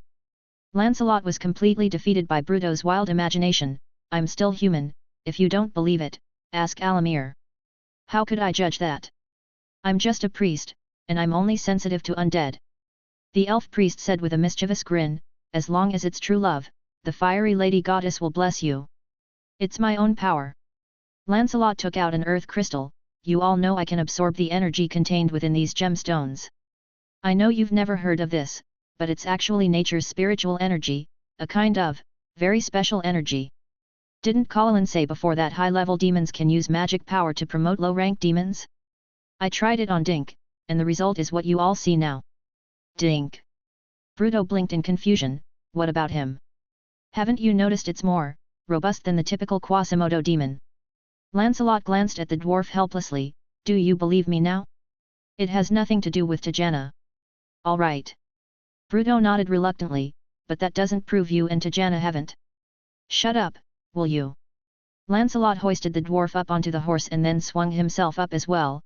"And you, Alamir, if you say more weird things while we travel, be careful your crotch might catch fire." "Hee, got it." The elf priest grinned mischievously. He didn't wait for Lancelot to help, lightly leaping to sit on the horse's rump. Paladin then cast the spell to summon his own warhorse. A hot-tempered nightmare appeared. It lifted its 4 hooves, aiming to kick at Paladin, but upon seeing the bulk of Lancelot's steed, it paused, its hooves awkwardly hanging mid-air, and then slowly retracted them. "See, it's smarter than you." Lancelot patted the neck of his mount, which let out a dissatisfied snort, as if it disdained its fellow breed's submission without a fight, while Paladin quickly climbed into the saddle, pulling Kola up too. "All right, let's set off." The human knight looked toward the southwest. "A helpless lady is waiting for us to rescue her." Chapter 167. 5 people plus a skull was a significant burden for creatures like nightmares. After running continuously for 8 hours and covering a distance of about 150 miles, these 2 pitiful creatures finally found relief and returned to their original dimension. "Go back and eat something good. We'll continue tomorrow." Lancelot instructed his mount, whose glance at Lancelot before leaving was filled with despair. By then, night had already fallen. The group found a cave occupied by a group of coward devils. After Lancelot performed his demonstration of smashing a boulder with his iron fist, those low-rank demons immediately fled. Lancelot briefly sensed the surroundings to confirm that there were no powerful creatures nearby, but both Paladin and Alamir had their own methods. The elf priest cast a divine art to detect good and evil, confirming there were no hidden fiends or undead nearby, nor was there any curse present. This first circle divine art could also detect angels or blessed land, but such things were unlikely to be encountered in the wilderness of the abyss. Paladin then cast a warning spell. This simple first circle spell could last for 8 hours. Any creature larger than a rat that approached their campsite in the cave would trigger a clear ringing of bells, even if the creature was invisible, making it a good support tool for adventurers camping in the wilderness. After ensuring the cave's safety, Lancelot pulled the camping materials out of his dimensional bag. He now had 2 dimensional bags, the smaller one he used for his gear and personal belongings, while the larger one had become the team's storage, filled with rolled-up bedding, tents, fuel for the fire, and various tools. Together, the group lit a campfire, laid out their sleeping rolls, and comfortably settled down. Paladin cast a first circle spell that was said to repel insects. Kola set up a small pot over the fire, beginning to prepare dinner for those who needed to eat. A pendant with Ilithysia's portrait hung around Lancelot's neck. It had begun to heat up a few hours ago, signaling that they were getting closer to the succubus Paladin. Lancelot had already informed everyone that the battle was likely to erupt tomorrow, so they needed to make thorough preparations tonight. Bruto took out a set of blacksmith tools and maintained the equipment for Lancelot and Alamir. Kola, while preparing dinner, was also concocting some unknown potions. There was no strict distinction between the two since Lancelot had seen the halfling pour liquid from a potion bottle into the pot on more than one occasion. Meanwhile, Alamir took out a small mirror and prayed devoutly to his god. Paladin and Lancelot discussed information about the enemy. According to what the tavern owner had said, the enemy's group included 2 succubi demons the human knight had never encountered before. Succubi are somewhat like a larger version of an open-ribbed demon. They can grow up to 15 feet tall and weigh over 2,000 pounds. They also have 2 pairs of arms. The lower pair ends in normal palms, while the upper, thicker pair ends in large pincers, their most lethal weapon, Paladin explained, holding a parchment with a sketch he had drawn on the spot. Because of these signature pincers, they are also called giant claw demons. "It seems the name giant claw demon suits them better," Lancelot remarked, looking at the sketch of the 4-armed creature. "They don't seem to have anything to do with being mesmerizing or seductive. They and the succubi are responsible for tempting mortals to fall, which is why they got that name," Paladin explained. Unlike succubi, which rely on lust to lead humans to damnation, succubi tempt mortals towards self-destruction through greed. "Sounds like something demons would enjoy doing," Lancelot frowned. "Let me guess, those large pincers signify their difference from demons." "You've guessed it right," Paladin nodded appreciatively. "The biggest difference between them and demons is that the succubus doesn't intend to fulfill their promises. When their deceit is exposed, those large pincers allow them to turn hostile without fear, and then make the victim's already fallen soul leave their body swiftly." "I see," Lancelot nodded. "I'll watch out for those pincers. They won't catch me." "But their pincers are not the most terrifying threat," Paladin shook his head. "This type of demon possesses an ability similar to the 8th circle magic law of intimidation, although it can only be used once per battle. If you fail to resist this spell, you will suddenly find yourself standing blankly, and by the time you realize it, you may find yourself lying on the ground, as if your legs had run away on their own." "That's powerful." Lancelot grimaced. "So how do we deal with it?" Paladin looked at Bruto, who was all ears listening to their conversation. When Bruto looked up and met Paladin's gaze, he was stunned. "Why are you looking at me? If the succubus uses that ability, it's best used on you," Paladin shrugged. "If you are stunned and stand still, I believe Lancelot can pull you back in time. Besides, resistance to this spell depends on physique, and I think you have a great chance, and your cloak should also help a bit. Even if you really get hit by it, the demons wouldn't be able to find your neck, and snapping your waist is almost impossible, as it is way too thick." "That's too dangerous," Lancelot shook his head reluctantly. "There must be another way." "I think it's a good plan," Bruto shook his hand. "Let's do that. You've already saved me more than once, I trust you." The dwarf's unreserved trust was very moving, but Lancelot had no intention of letting his companions take such risks. He shook his head again and spoke. "There must be a more reliable method. How do they cast this spell? Do they need to chant a spell? Maybe I can interrupt it in time." "Very difficult," Paladin spread his hands. "They just need to utter a powerful word to crush the target's will. Since the succubus often deals with mortals, there has been a lot of research on them, and most past records indicate that defeating this kind of demon usually relies on having superior numbers.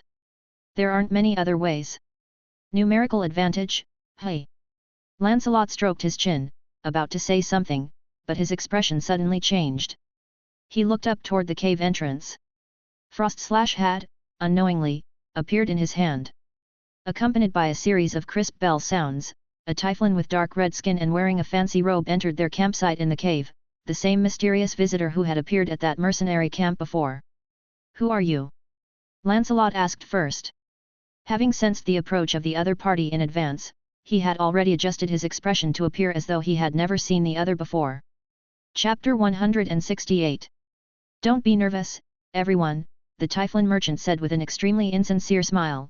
"My name is Ekmund, and I am here to talk business with you. We don't have anything you want, and I believe you don't have anything we want either," Lancelot said cautiously, while others glanced indifferently at someone with the same name, only to find that the latter was lying motionless in the shadow of a corner just like an ordinary skull.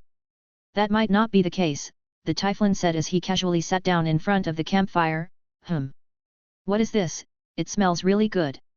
Stygian river mixed fish soup, with my secret seasoning."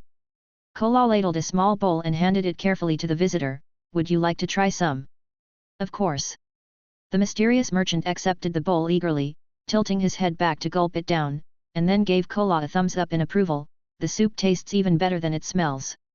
Now, since I have eaten your food and shared your campfire, according to the law set by the gods, we cannot harm each other in this cave. So, can you put away your weapon now, Mr. Knight?" The gods have no interest in meddling with the affairs of this dump. Lancelot's spirit perception was going off frantically, but at that moment he could only pretend to stay composed and say, "I accept your goodwill, but we are under no obligation to promise you anything." "I was hoping for a warmer welcome," the Typhloid shrugged indifferently. "Since that's how it is, I'll get straight to the point. You are here for the succubus Paladin, right? There's no need to deny it, there are more competitors within 100 miles than you can count on both hands, but I am not one of them." "Then why are you looking for us?" Lancelot inquired, though he had a clear idea why.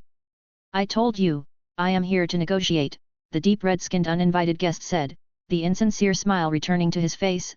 "Suppose, just suppose, if you are lucky enough to capture that succubus Paladin, how do you plan to deal with her?" "Naturally, we will hand her over to whoever offers us a reward that satisfies us the most," Lancelot answered ambiguously. "So what would satisfy you? Endless riches? Powerful weapons?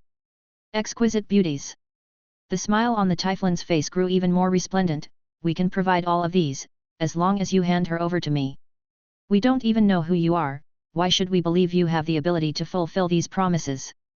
Bruto interjected from the side, "We were just discussing those tricks of seducing demons." "Oh.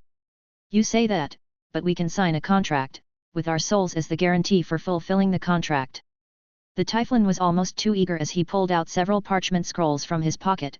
"You can read these terms carefully, just write down whatever reward you want, and sign your name in the corner. We don't need a contract, we would rather compare which party makes the most suitable offer when the time comes," Lancelot said even more cautiously, already having a rough idea of the visitor's identity thanks to Paladin's usual enlightening talks. it's too early to talk about this now. We don't hold out much hope ourselves, we just want to try our luck. Understandable, but you'll soon find that our offer is the most generous, the Typhloid merchant said as he stood up from the campfire, bowing to the group. Well then, goodbye, you adventurers. I wish you good luck. The human knight watched him silently, maintaining a reasonable level of vigilance. The other strolled away from the cave's entrance with an easy gait and, just as he was about to step out of the cave, turned around to look at Lancelot again. Ah, I nearly forgot.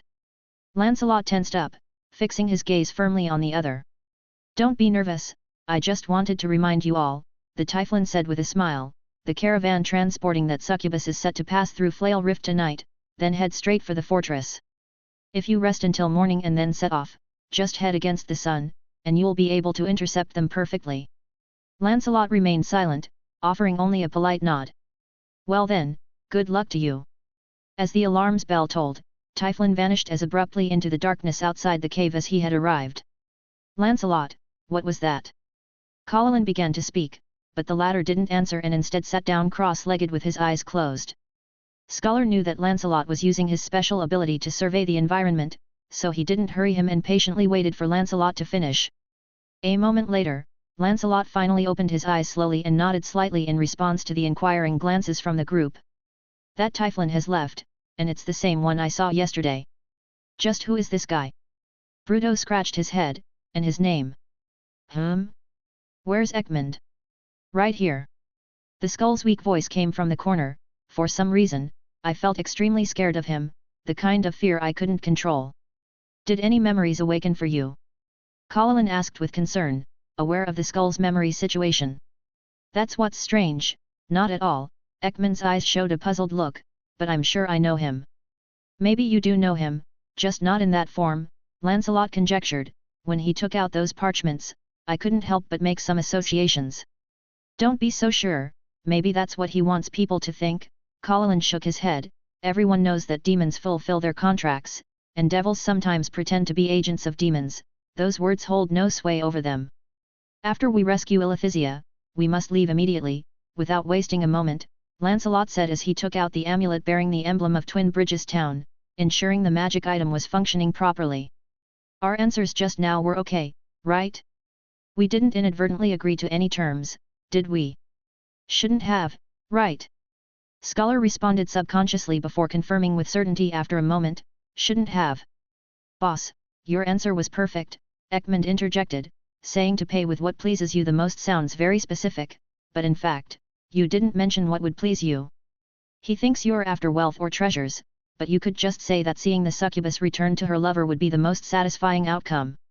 That's exactly what I meant, Lancelot nodded, but his last sentence might have been his real intent. He wanted to lead as many mercenaries as possible to attack the convoy escorting Ilithisia, simply using these mercenaries as cannon fodder to exhaust the escort's strength and magic. Then his wishful thinking is wrong, Bruto raised his hammer and roared, we may not be the first to launch an attack, but we will definitely be the last. Chapter 169. The remaining part of the night passed peacefully. The next morning, fully rested, they set off again, still traveling on 2 demon steeds, carrying all 5 of them. The team did not rush as they had the day before, but instead proceeded at a relatively stable pace. They wanted to remain as inconspicuous as possible to avoid encountering others who had designs on the succubus paladin prematurely.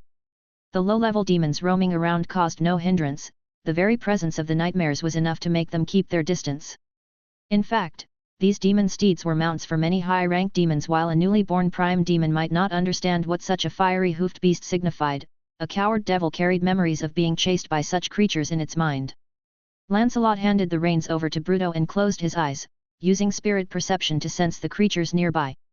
The practice from their journey to Oasis Fort proved useful, allowing him to sense and avoid stronger life forms within a mile radius in advance. Guided by a magic pendant, they could maneuver extensively across the barren plains without worrying about losing their way. By the afternoon, the group had covered a distance of about 100 miles, by then, the pendant had grown very hot against Lancelot's chest, feeling like a warm water bottle, signifying that their target was very close now. As they passed a low hill, Lancelot called a halt to the group. Let's rest here, the human knight suggested as he rode to the top of the small hill and looked towards the south. It won't be long before the team escorting Ilithisia passes by here, we can take the opportunity to observe the situation of our target. Everyone quickly dismounted and set up a makeshift camp in the shadow of the hill. They did not light a fire, as that could draw unwanted attention. They simply rested on the spot to recover the energy expended from their travels. After waiting for about half an hour, Lancelot, who had been meditating, suddenly changed his expression and stood up. "What's happened?" Bruto, who was somewhat bored, was the first to notice Lancelot's change and immediately grabbed his hammer. "The target is nearing," Lancelot nodded. "Let's go up and have a look, and be careful to stay hidden." The group cautiously climbed to the top of the hill, scanning the southern horizon. They did not have to wait long. About 5 minutes later, a troop of about 20 to 30 demons appeared in their sight. Lancelot immediately concentrated his true chi in his eyes to carefully observe the troop. A 6-armed serpent demon walked at the forefront, identified as a Shap by the tavern owner, who was bent on making Ilithisia pay for her betrayal. 2 succubus stood at the very back of the troop. It was unclear if they were assigned to cover the rear or if they simply preferred not to stay too close to the serpent demon. In between them was a dozen berserk demon infantry surrounding a prison cart, being pulled by an abyssal beast and several coward devils. Inside the metallic cage of the cart was a succubus, undoubtedly their mission's rescue target succubus Paladin Ilithisia. On closer inspection, Lancelot noted more details. The troop appeared to have been through several battles. The armor of the 6-armed serpent demon was shattered, with the lower left arm limply hanging by her side. Every one of the berserk demons bore wounds, but the worst off was one of the succubus, whose right upper claw had vanished completely. "Lancelot, what's the verdict?" Bruto spoke with a tremble in his voice. "The enemy seems injured, do we move in?" "Let them pass for now," Lancelot said softly, squinting his eyes. "We need to launch a surprise attack from behind, aiming to take out those 2 succubus first. That's our only chance to deal with the serpent demon." Paladin and Alamir both retreated behind the small mound, following the plan previously established, and began casting enhancement-type magic and divine arts for everyone. The scholar cast a spell called Owl's Wisdom for Lancelot and Bruto. This second-tier magic could enhance the recipient's perception, allowing them to better understand their surroundings during combat and timely provide support to teammates in trouble. It also increased resistance against various mental manipulations, which was precisely the specialty of the succubus in casting abilities. Alamir directly used his once-a-day 4th-tier spell slot to cast an anti-death barrier for Bruto.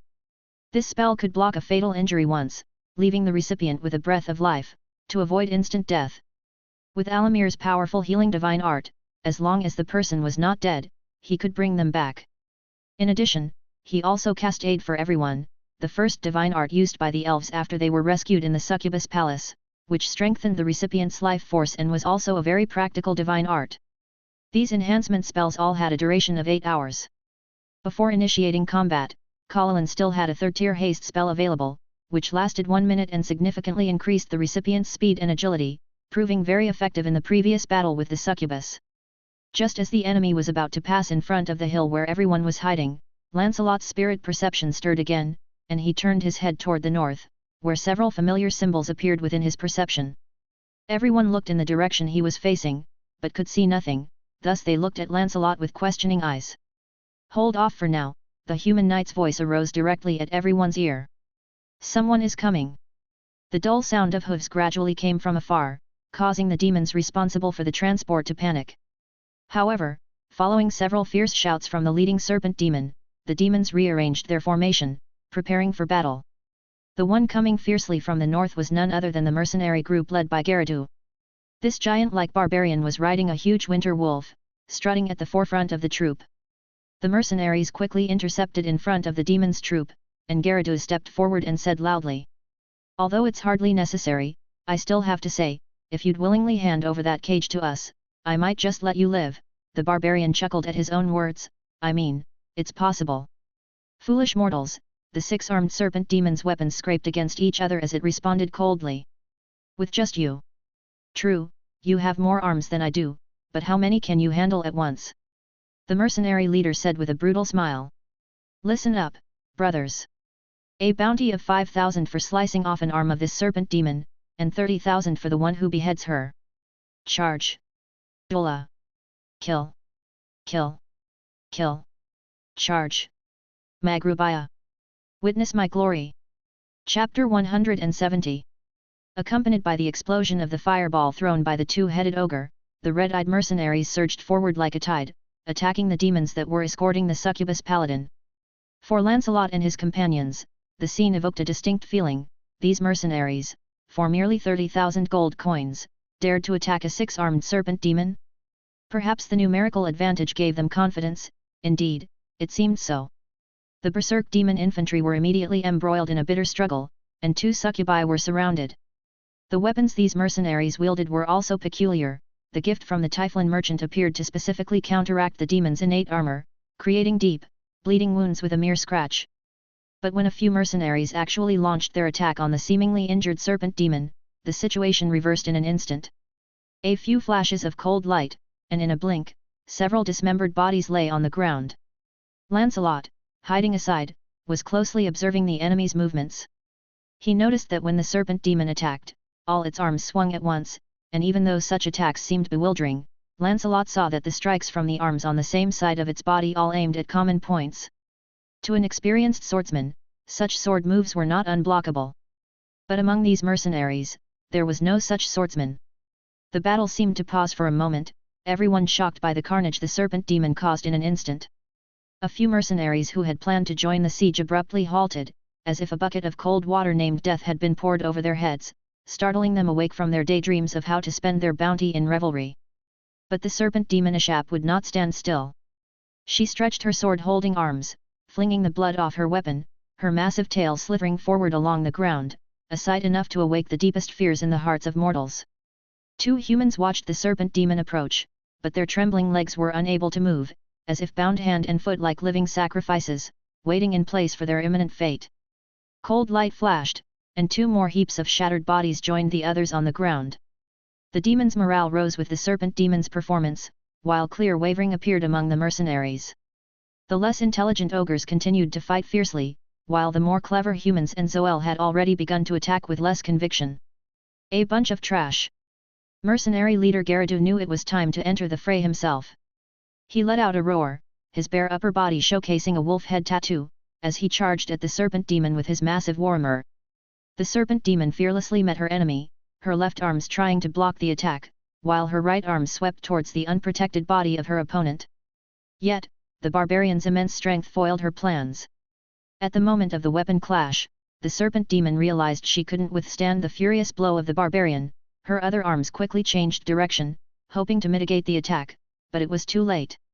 The serpent demon could only dodge aside, avoiding a direct hammer blow to the head, but the barbarian's weapon struck her right shoulder hard, distorting half her body. The towering barbarian let out a triumphant roar as he swung a sweeping blow, ready to finish off the serpent demon, but suddenly, the enemy vanished from his field of vision. Lancelot, watching from a distance, saw it all clearly.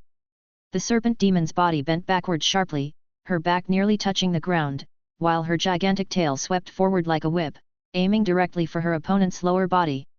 Caught off guard, the barbarian was knocked to the ground, and then the serpentine body coiled around him like a vine, binding him tight. Damn it! Release me! Garrido angrily slapped at the serpent's body, but that only made the coils tighten even more. He felt a choking sensation, as if all the air in his lungs was being squeezed out. Oh, keep screaming! The serpent demon couldn't reach her enemy wrapped behind her, but that didn't stop her from letting out a triumphant laugh. I love the screams of prey before their death, that is all you can do now. It was as if the serpent demon's words reminded the barbarian. He tore a small pouch from around his neck and took out a potion. Lancelot was certain it was the mysterious bottle given to the mercenary leader by the Typhloid merchant. Tightly coiled by the serpent's body, Garrido could hardly swallow, but magic potions didn't need to be digested to take effect. In fact, most potions only needed to touch the tongue, and that was exactly what was happening now. Garrido's body began to grow larger, and his entire body burst into violent flames, the high temperature contained within unbearable for the succubus, who had no choice but to fling the barbarian away harshly. The moment he made contact with the ground, the barbarian executed a skillful break fall, rolling to dissipate most of the force, and then he stood up. Transformed, the barbarian had become a giant, standing more than twice the height of the serpent demon, looking like a deity. He took 2 steps forward in a sprint, then leaped fiercely, launching a sky-covering assault on the serpent demon. This exaggerate attack, of course, could not hit the nimble serpent demon. Despite being severely injured, she barely rolled to the side, avoiding the blow. You're quick on your feet, but how many times can you dodge? The mercenary leader felt a great power coursing through his body, a feeling he relished immensely, and he couldn't wait to vent the destructive urge in his heart. A berserk demon focused on brawling with two grey dwarves became his victim. The giant's hand scooped up the berserk demon, then, grabbing one of the frog's legs with one hand, he tore the unfortunate demon in half. He himself hadn't noticed, but the serpent demon, with her true sight eyes, saw that the wolf head tattoo on his chest had transformed into a demon's head. Fool, the stench of Barto on you makes me sick, the six-armed serpent demon chuckled coldly, and then, in a flash, vanished from the spot. Ha ha ha! Coward! You actually ran away! Gyarados was stunned for a moment, then burst into triumphant laughter. He looked towards the prisoner cart, ready to claim his spoils of war, only to find the figure of the serpent demon appearing beside the camel-like beast pulling the cart. Think being big is impressive? Said the serpent demon with a sneer, casually unfastening the frame attached to the beast. How about something bigger to play with? Lancelot immediately sensed a very familiar magical fluctuation emanating from the beast, the same kind felt when wearing the transformation ring. Roar! A deafening roar erupted, and where the camel-like creature had lain, there was now a giant demon over 15 feet tall. This demon had bull-like massive horns, a gorilla-like build, and thick red hair all over its body, blazing like flames. Lancelot recognized it as the giant bull demon, a terrifying demon that could be used as a siege weapon, with strength even greater than that of the six-armed serpent demon.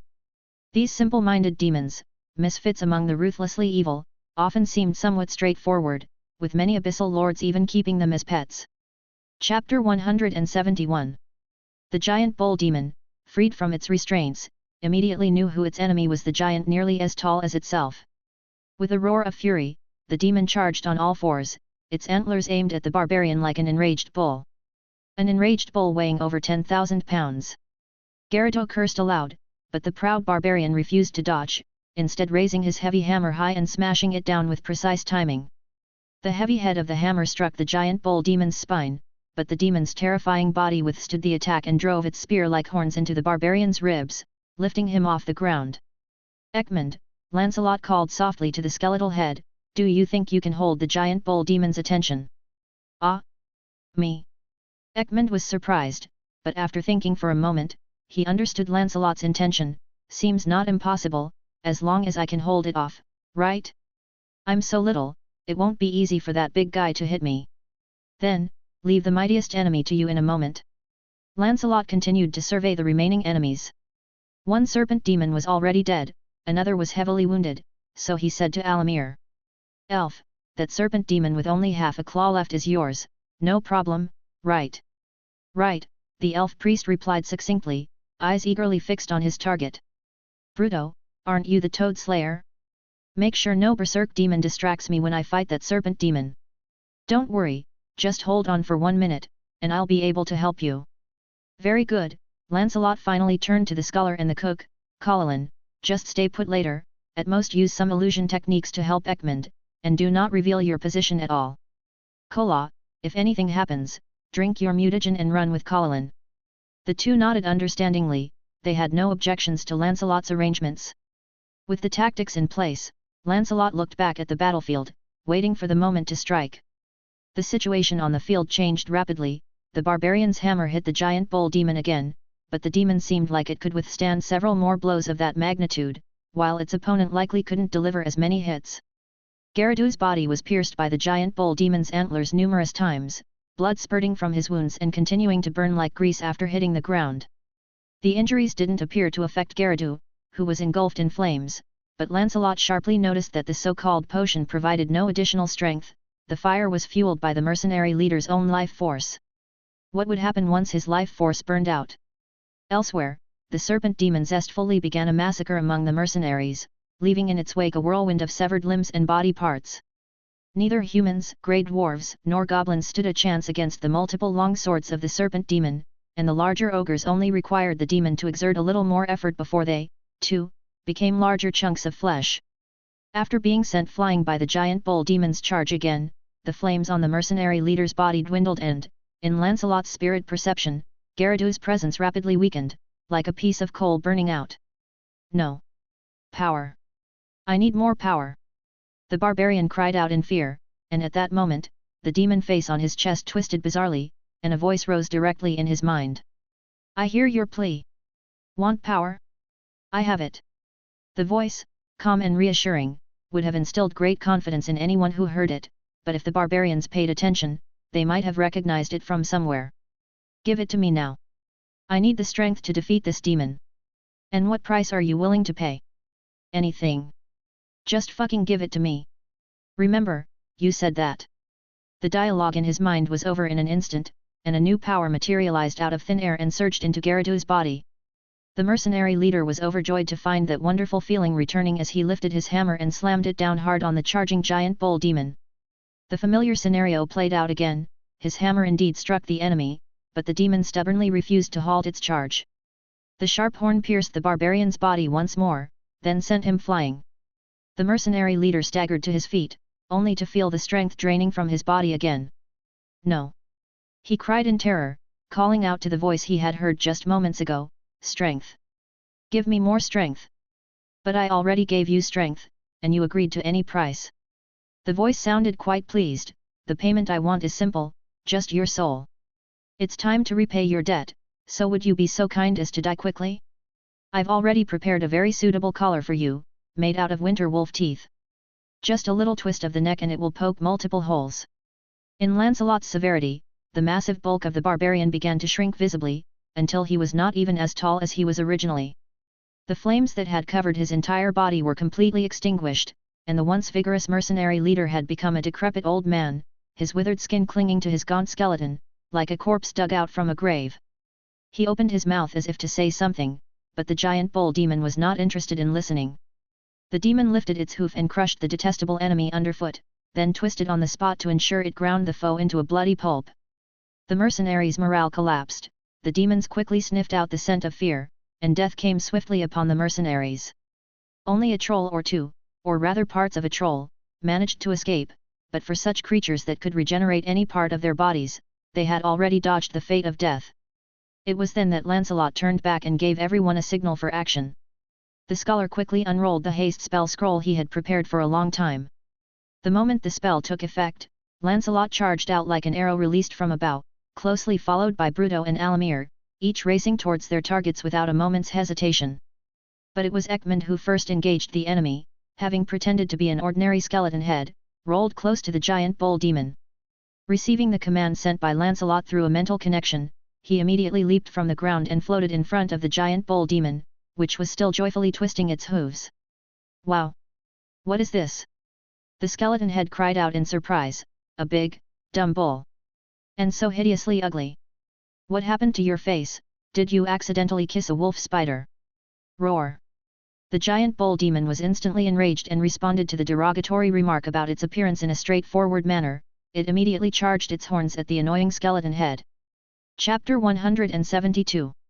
But Ekmund was so small that the skull easily dodged the giant bull demon's charge.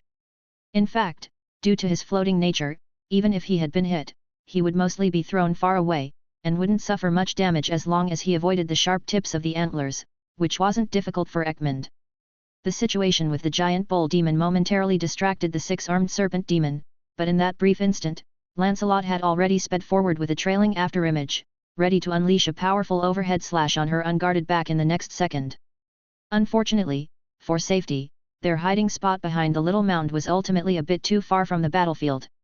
The serpent demon turned around just in time, her forearms crisscrossed, preparing to face this human knight daring to attack her directly. However, the tremendous force transmitted from the opponent's weapon caused her complexion to drastically change.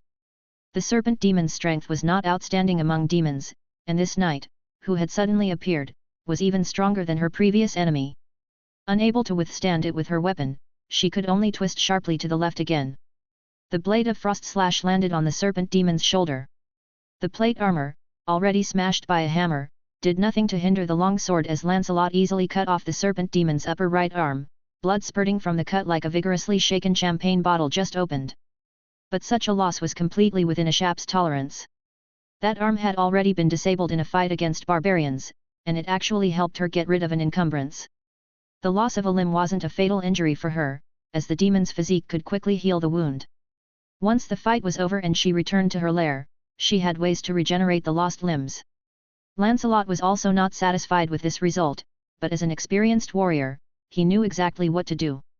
As he had done thousands of times before, he took a step forward with his right foot and unleashed a swift horizontal slash with his long sword. The flash of the sword sliced through the air, only stirring the residual afterimage left by the serpent demon. The human knight had already witnessed the serpent demon's teleportation ability. His spirit perception sensed the magical fluctuations behind him, and his body instinctively rolled forward while flipping the sword back, just evading two long swords swung by the serpent demon. Lancelot quickly rolled back to his feet, facing the enemy head-on. He rested the hand and half-sword, frost slash, on his shoulder, crossing his hands, left hand feigning, right hand reel, over the hilt, like a cheetah ready to pounce. This was the initial stance of his family's swordsmanship, slightly lacking in power but greatly advantageous in agility, allowing him to strike quickly like lightning. This technique was only used in one-on-one duels with truly skilled opponents. Lancelot's element of surprise had been neutralized, and now the real face-to-face confrontation began. The serpent demon extended her arms, attacking the human knight from both sides simultaneously. Lancelot did not panic in the face of a flurry of cold lights. He calmly retreated a step to create space, then swiftly swept frost slash in half circles on either side of his body. A crisp clanging of sword blades clashing rang out as he deflected all four of the serpent demon's long swords to the sides. The opponent had lost two arms, one the lower left and the other the upper right, which slightly desynchronized the serpent demon's attacks. Already a master of swordsmanship, Lancelot's vision, reaction, and coordination were further enhanced after becoming a spiritual cultivator. This slight lapse, difficult for an ordinary person to exploit, could not escape Lancelot's keen eyes. After fending off her attack, frost slash flicked upward as the wide-open serpent demon, unable to counter, desperately leaned back. According to her calculations, this should have been enough to dodge the knight's long sword and allow her to heavily counterattack in the following sweep. But Lancelot had already seen the same trick before. As his opponent moved his gaze away due to leaning back, a green glow suddenly extended from the tip of frost slash. The serpent demon let out a scream. Its massive tail swept forward fiercely, forcing Lancelot to abandon his follow-up pursuit action and leap to dodge the tail strike, allowing the serpent demon to widen the distance between them and the knight. "Who are you people?" The six-armed serpent demon stared at Lancelot in fury.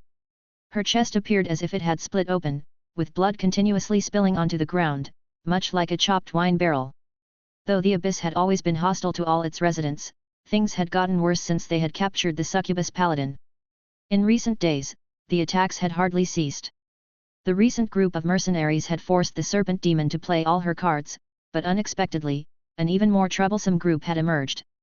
"Just a knight trying to save the damsel," shrugged Lancelot, taking small steps towards the demon's weaker right side. "You couldn't possibly rely solely on having more arms without ever practicing real swordsmanship, could you?"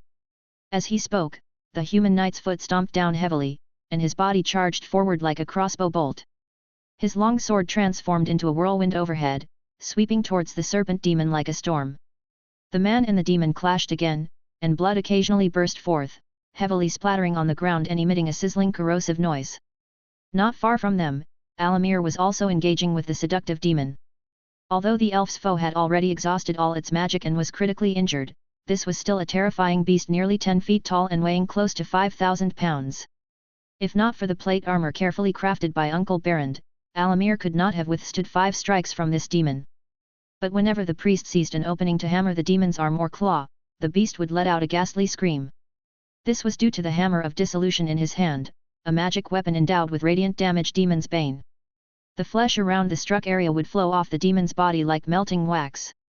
Knowing its end was near, the seductive demon furiously waved its half-broken pincers, while its opponent held up a shield emblazoned with Shani's emblem, standing firm against the fierce attacks.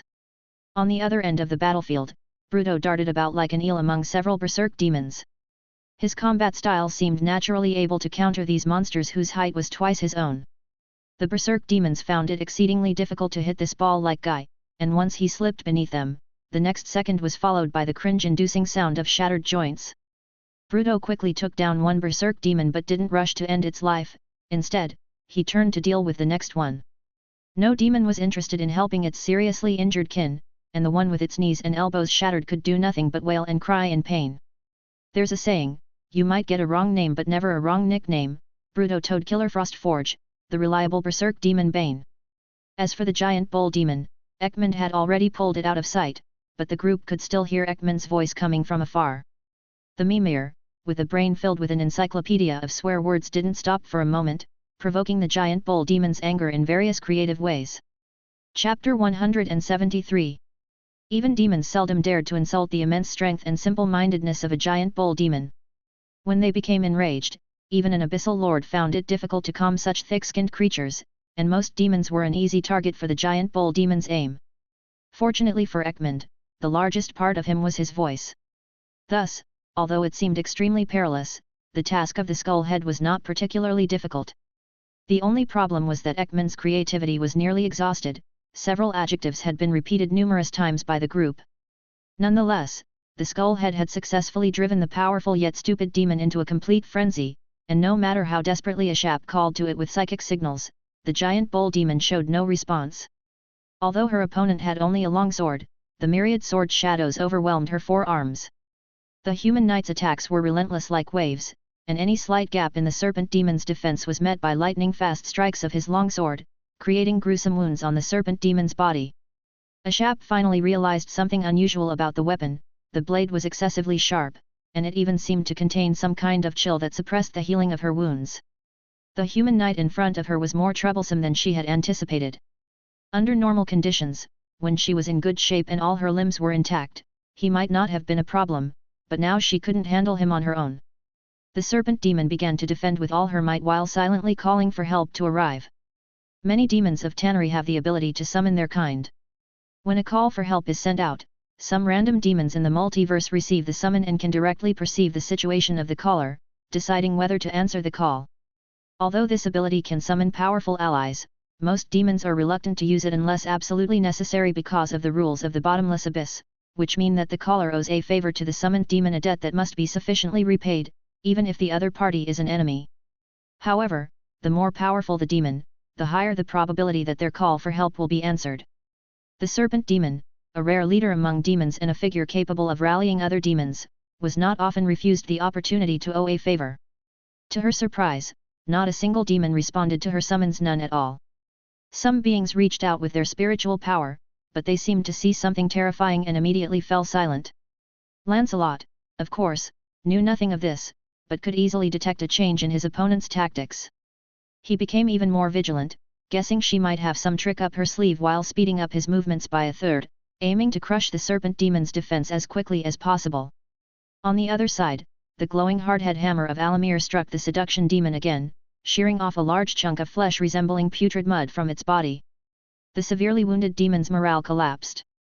It was already gravely injured, and the opponent was as hard as an iron tin can, but none of these compared to the fear instilled by the hammer. The demon was utterly convinced the hammer would destroy it completely. There was only one reason the seduction demon didn't attempt to flee: the future revenge of the serpent demon. Sneaking a glance at the situation on the serpent demon's side, it found its only reason to stay had vanished. Pretending to aim a heavy blow, it took advantage of the elf's moment of raising the shield to block, and the demon turned in an instant to flee. But just as it had made a few steps, a rapidly flying hammer smashed it to the ground. Bruto's support had arrived. He had dealt with all his foes first and was now ready to assist his companions. The seducer demon struggled to stand up, but a holy fire descending from the sky finally liberated it from eternal agony. The elf priest exhaled a breath of relief, but he immediately reminded himself that it was not yet time to relax. Apart from the serpent demon, only a few coward devils pulling the prison cart remained. These weak demons did not want to escape, but they were all locked by the iron chains around their necks. The coward devils made low groaning noises, desperately trying to get the collars off their necks, only to bloody and flay their own flesh. These low-rank demons were temporarily harmless, and everyone was tensely watching the fight between Lancelot and the serpent demon. However, the people could only stand still, because the combat between the man and demon was like two high-speed meat grinders. Apart from the usual cheering for Lancelot, there was nothing they could do. Although the serpent demon could hardly pay attention to the surroundings, as her minions disappeared one by one from her telepathic link, she could guess what was happening around her. The fact that none of her kin responded to her call plunged her into despair for the first time since her promotion to a six-armed serpent demon. Finally, she made up her mind and twisted her body sharply, completely exposing her flank to Lancelot. The human knight did not hesitate to capitalize on such a breach, slashing off both wrists of the serpent demon with his sword. He was still cautious, not daring to advance recklessly, otherwise he would have chopped off her entire arms. Agonizing pain shot through her, and inside, the serpent demon cursed Lancelot with the most venomous words, but her plan was still successful. Seizing the moment her wrists were severed, the demon triggered teleportation technique again, leaving behind only two palms still clutching the sword, dropping toward the ground at the speed of freefall. But Lancelot was already very familiar with the fluctuations of teleportation magic, and before the severed palms of the serpent demon hit the ground, he had already rushed toward an unoccupied direction. In the next instant, the figure of the serpent demon appeared in front of him. This kind of demon needed only a simple movement to activate the teleportation technique, whose disadvantage was the limited teleportation distance, at most about 100 feet. In most cases, the serpent demon would use this ability to suddenly appear behind her opponent, rarely relying on this short-distance teleportation to escape. But if she used this ability continuously, she could quickly leave the battlefield. The six-armed serpent demon swiftly looked back to find that although the human knight was charging furiously toward her, he was still about 30 feet away, definitely too late to prevent another teleportation. Lancelot suddenly thrust out his long sword. The serpent demon thought the human knight intended to make a throwing attack, sneering coldly in her heart, her movements uninterrupted, ready to teleport again. But suddenly a stinging pain in her back stole all her strength. The serpent demon struggled to lower her head and saw a huge hole in her chest, as if pierced by a ballista from the city walls.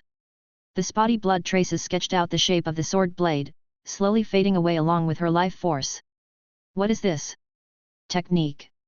The six-armed serpent demon no longer had the chance to understand the answer to that question, as Lancelot, utilizing his innate true chi, shattered her heart with his sword aura, the life source of the demons and the greatest vulnerability of the Tannery clan. Chapter 174. As the serpent demon breathed its last, Lancelot once again felt a strong surge of spiritual power being absorbed by him, just like when he had slain the spectre demon before. Unlike the reward given by the Lord of Barrow, this spiritual power was incredibly pure. The Cauldron Immortal technique started automatically, quickly transforming the spiritual power into true chi, replenishing his nearly empty Danshan chi si. Lancelot was also surprised by this. He had thought that a high-ranked demon like the six-armed serpent demon would surely have preserved its essence to prevent accidental death in the abyss, but now, it seemed that the phenomenon of absorbing spiritual power occurred, suggesting that not everyone knew the Dharma method to conserve essence. Ekmund, you're still alive, right? Lancelot called out through their mental link, we've taken care of things here. How about you? You're okay, boss? Ekmund's voice sounded quite perplexed, something strange just happened. That big dumb ox suddenly ignored me and ran off. Ran off? Lancelot grew tense upon hearing this. It didn't head our way, did it? No, it went in a different direction, Ekmund hurriedly explained, most likely that serpent demon had used some sort of control spell on it. That dumb ox was probably playing dumb just now, acting along with me. As long as it didn't come this way, never mind it then. Come back here first, Lancelot said with a shrug and walked towards the prison cart holding the succubus. Through the gaps in the cage, one could see the succubus inside with eyes tightly closed, as if she had fainted, showing no reaction to Lancelot's approach. The coward devils that pulled the cart were all cowering to one side, their eyes filled with fear and despair. The crowd also gathered around, looking at the metal bars thicker than Bruto's arms and couldn't help but feel at a loss. Lancelot attempted to cut through with the sword aura emitted by his innate true chi, but the results were disappointing. The sword aura only left shallow marks on the metal's surface, and he feared that even if he used up all his innate true chi, he would at most be able to cut through half of it. He suddenly noticed Bruto looking at him with an odd gaze and couldn't help but turn his head and ask. What's wrong? Brother, you really are a monster, the dwarf sighed, that's mithril, the most expensive and hardest of all metals. And you were able to leave marks on a mithril object with your bare hands. Honestly, I'm impressed. I see, Lancelot turned to look back at the troublesome cage. He needed to rescue the prisoner quickly and then return to Twin Bridges town. If too much time passed, other creatures might come looking, and he didn't want to delay any longer. But suddenly, Lancelot turned back to look at Bruto. The dwarf paused in confusion and asked suspiciously. Is there another problem? Lancelot turned his head away again, then back, and this time he walked step by step towards the dwarf. You okay, brother? Bruto was getting a little freaked out by Lancelot's behavior, instinctively stepping back. The human knight didn't say anything but simply reached out and lightly pushed aside the dwarf, walking past him toward several coward devils.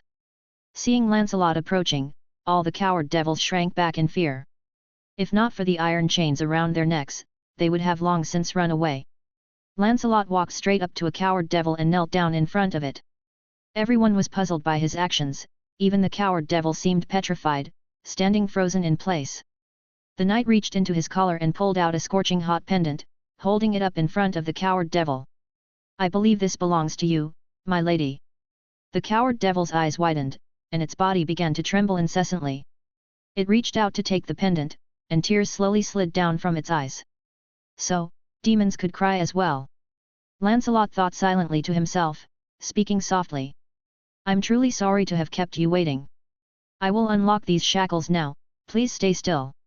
A cyan sword aura appeared in the palm of Lancelot's hand, and the coward devil curiously watched his movements, cooperatively tilting its neck upwards. The collar around the coward devil's neck was not made of mithril.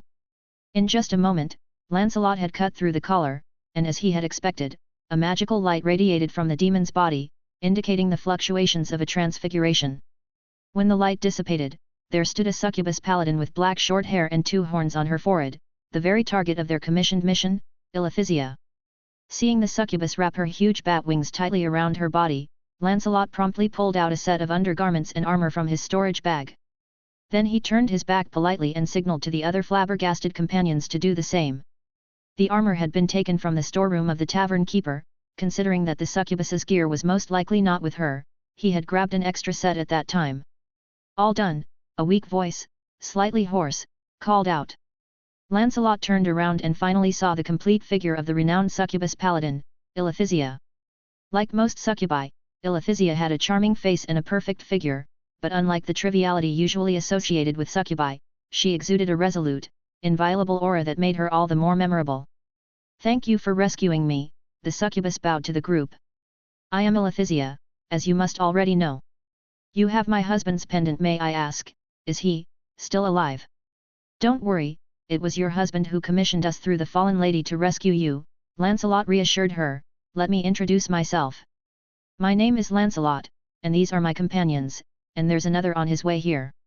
The group introduced themselves to the succubus, but Bruto could not help asking. "Lancelot, how did you know that coward devil was Ilephisia? And what about the one in the cage?" "It was because of the pendant," Lancelot shrugged. "When I turned to look at you just now, the pendant suddenly got hotter, and when I didn't, it cooled down a bit. As for the one in the cage..." Lancelot drew his long sword and jabbed it into the cage at the succubus. The sword went right through the succubus's form, and only then did everyone realize it was just an illusion. Ashap was convinced no one could open the cage on the spot, so to kidnap me, one would have to take the entire cage away, and thus designed this trap, Ilephisia said with disgust as she glanced at the serpent demon corpse not far away. "I apologize for my kind's sense of humor being so cruel." "You needn't apologize for that, they are not like you," Lancelot shook his head. "We need to leave quickly, this place is not..." His words abruptly stopped, and his face turned grim as he turned his head to the side. The sound of clapping came forth. A merchant-dressed Typhon was applauding, his form gradually appearing from the void. "Ah, that 6-armed serpent demon was quite cunning, wasn't it? I didn't expect it to be you who would end up with the prize." The Typhon, also known as Ekmund, had a smile all over his face. "And it's just perfect that you haven't signed any contracts with me. This is just great." Chapter 175. "Who are you?" Ilephisia looked at the Typhon nervously, a long sword she had picked up from the ground now in her hand. "You must have realized how foolish the inherent chaos of the Tannery nature is, and how the path of the holy warrior brings you nothing but pain. Not one of those so-called gods is willing to accept you," the Typhon said, his smile splitting so wide it nearly reached his ears. "Come with me, and I will guide you on a different path, a path to power, prestige, and conquest." "You're a Bartes." The succubus paladin's tone turned icy cold. "In the past I merely disliked you, but now I understand deeply how despicable your ways are.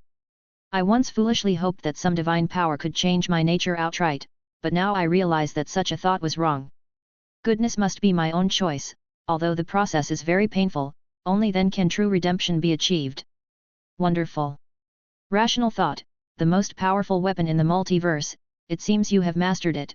The Typhlin's grin became even more brilliant. When we have time, I'd be delighted to explain why those hypocritical creeds are utterly meaningless. Just then, the sound of a skull echoed from afar. Boss, I'm here. How's it going? Hurry and let me meet that charm. His words cut off the instant he saw the Typhlin, who had already turned his head to look at the skull. Cromwell. The Typhlin showed a look of surprise, then his smile turned sinister. What are you doing here? My luck seems to be quite good. When the Typhlin said the name Cromwell, Lancelot felt an intense shock from the soul bond, followed by an uncontrollable surge of anger. Don't be reckless! Lancelot shouted loudly, but the skull had already charged forward like a cannonball. Seemingly blinded by rage, he intended to ram straight into the fray. A nail-headed hammer that appeared out of nowhere sent him flying with a fierce swat, and Lancelot, with quick reflexes, reached out and caught the crack-riddled skull in his arms. Run, boss, run fast, he's a... The skull couldn't finish his words before passing out, but Lancelot already knew what he was trying to say. In the place where the Typhlin had stood, there now appeared a 12-foot-tall humanoid fiend with giant wings on its back and purplish-red skin. Green venom dripped from its mouth, and its body was covered with metallic lustered scales, while a thick tail that resembled a python whipped up dust on the ground with a gentle flick. This was one of the strongest Bartas in legend, a demon refinement just below the rank of an archduke of demons. Just seeing its form was enough to instill extreme fear in an observer. Everyone present had fallen into a state of despair, with not even a thought of resistance. Except for Lancelot, the image of the demon refinement had a profound impact on him, too, but the ice heart technique, which he had been quietly cultivating since encountering the succubus, helped him maintain his composure. His mind raced, pondering the current strategy. Bartas! You've got some nerve! To show your true form in the abyss! Ilithysia's angry voice resonated, as she too had successfully resisted the fearful aura of the demon refinement. Whether as a paladin or as a tannery, her disdain for demons was profound. She was also acutely aware of the immense strength of the abyssal lord of demon refinement, understanding that death was likely her fate today. However, such an end was far preferable to being used as a living sacrifice for evil purposes. Ha ha ha, what, are you planning to call upon Pazuzu for help? You! The succubus paladin bit down on her teeth in anger. Pazuzu, the ancient Ogorith demon, ruler of the skies above the plains of the abyss, was known to aid any kind soul that called upon him, especially paladins. But accepting his help meant inching closer to chaos and evil, the very thing Ilithysia had long strived to avoid. These people have nothing to do with this, let them go. Ha ha ha. Sure, as long as you submit to me. The abyssal lord of demon refinement laughed even more joyously. How ironic, your insistence on hypocritical principles actually prevents you from protecting others. Abandon those foolish restraints, they are meaningless. Stunned and furious at these words, Ilithysia didn't know how to rebut, momentarily speechless due to urgency. Truly demonic, to twist black into white. Your cunning words and logic seem sound, but they are merely excuses for your evil deeds, the human knight interjected timely, turning towards the succubus paladin. This demon has set a trap with his words. If you listen to him, you'll be ensnared. Human, don't think you're something special just because you killed a wounded serpent demon. I could crush you with a flick of my finger. The demon glared malevolently at Lancelot. My logic is flawless. She wishes to protect you out of kindness, but she can only do so by renouncing kindness, proving that benevolence is essentially self-contradictory and meaningless. Who says that we must abandon goodness to protect us? Lancelot retorted firmly. You posed the problem, and offer only two options, thus forcing her into this moral dilemma. But there are more choices, you've just deliberately hidden them. Ha ha ha ha ha. What choice do you have? The abyssal lord of demon refinement concealed its insecurity behind loud laughter, as its massive tail thumped heavily against the ground. Before my absolute power, you have no choice at all. So you admit it, there is no moral dilemma, your reliance is nothing more than your strength, which far surpasses ours. Lancelot did not back down. Ilithysia, do you understand? Your enemy is this demon, not kindness, not principles, and there's more. In the hands of the human knight, an amulet shimmered like a piece of red jade. Time is not your enemy. What is this nonsense? The demon was confused by the human's seemingly gibberish words, but in the next instant, its face changed. Liquid-like flames poured from Lancelot's hand, rapidly forming a gigantic teleportation formation before him.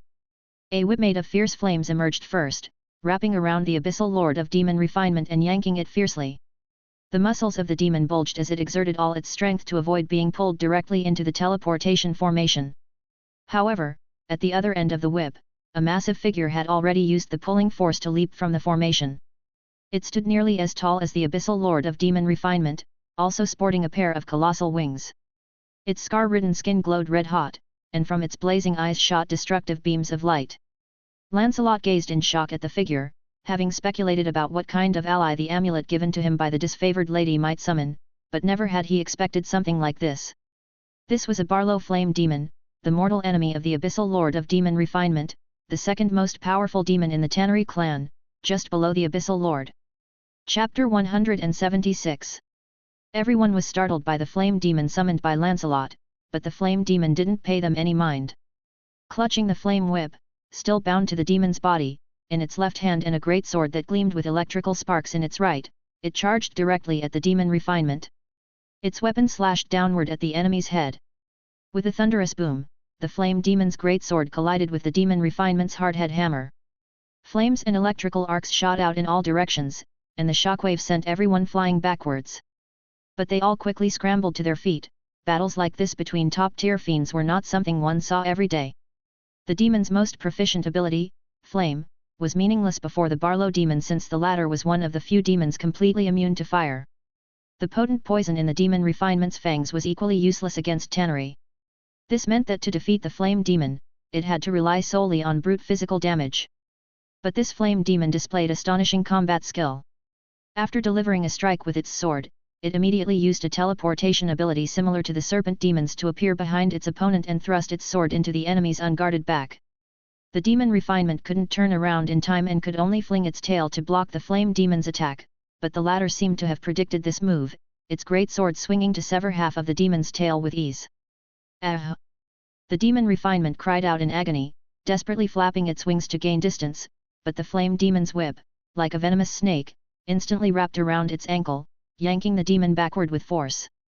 The demon refinement, flying and unable to gain any leverage, was pulled backward through the air.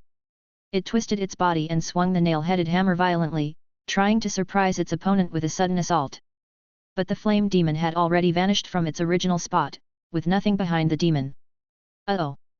These were the demon refinement's last thoughts before death, as the flame demon's great sword then cleaved down upon its head. The demon had no time to scream. The flame demon's great sword split it in half from head to toe, with blood splattering everywhere. Countless little snakes emerged from the broken body, rapidly devouring the demon's flesh and blood, and in the blink of an eye, they left nothing but bones, then they turned to devour each other. The flame demon opened its mouth, exhaling a fierce fireball that turned the scattered little snakes into a pile of ashes. The onlookers stared dumbfounded at the spectacle. The flame demon summoned by Lancelot had shown terrifying strength. What was expected to be a long battle ended in just 3 rounds, its efficiency rivaling Bruto's when he slaughters a berserk demon. The demon turned and walked toward the crowd. Everyone tensely held their breath, looking up at the 12-foot-tall behemoth, unsure of what would happen next. Ilithisia and Alamir even gripped their weapons tighter, ready to face death in battle. But something unexpected happened.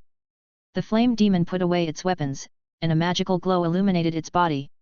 It rapidly shrank in size and transformed into a human male with disheveled black hair. His upper body was bare, muscles robust, and his exposed skin bore countless terrifying scars, some of which looked severe enough to have killed a man several times over.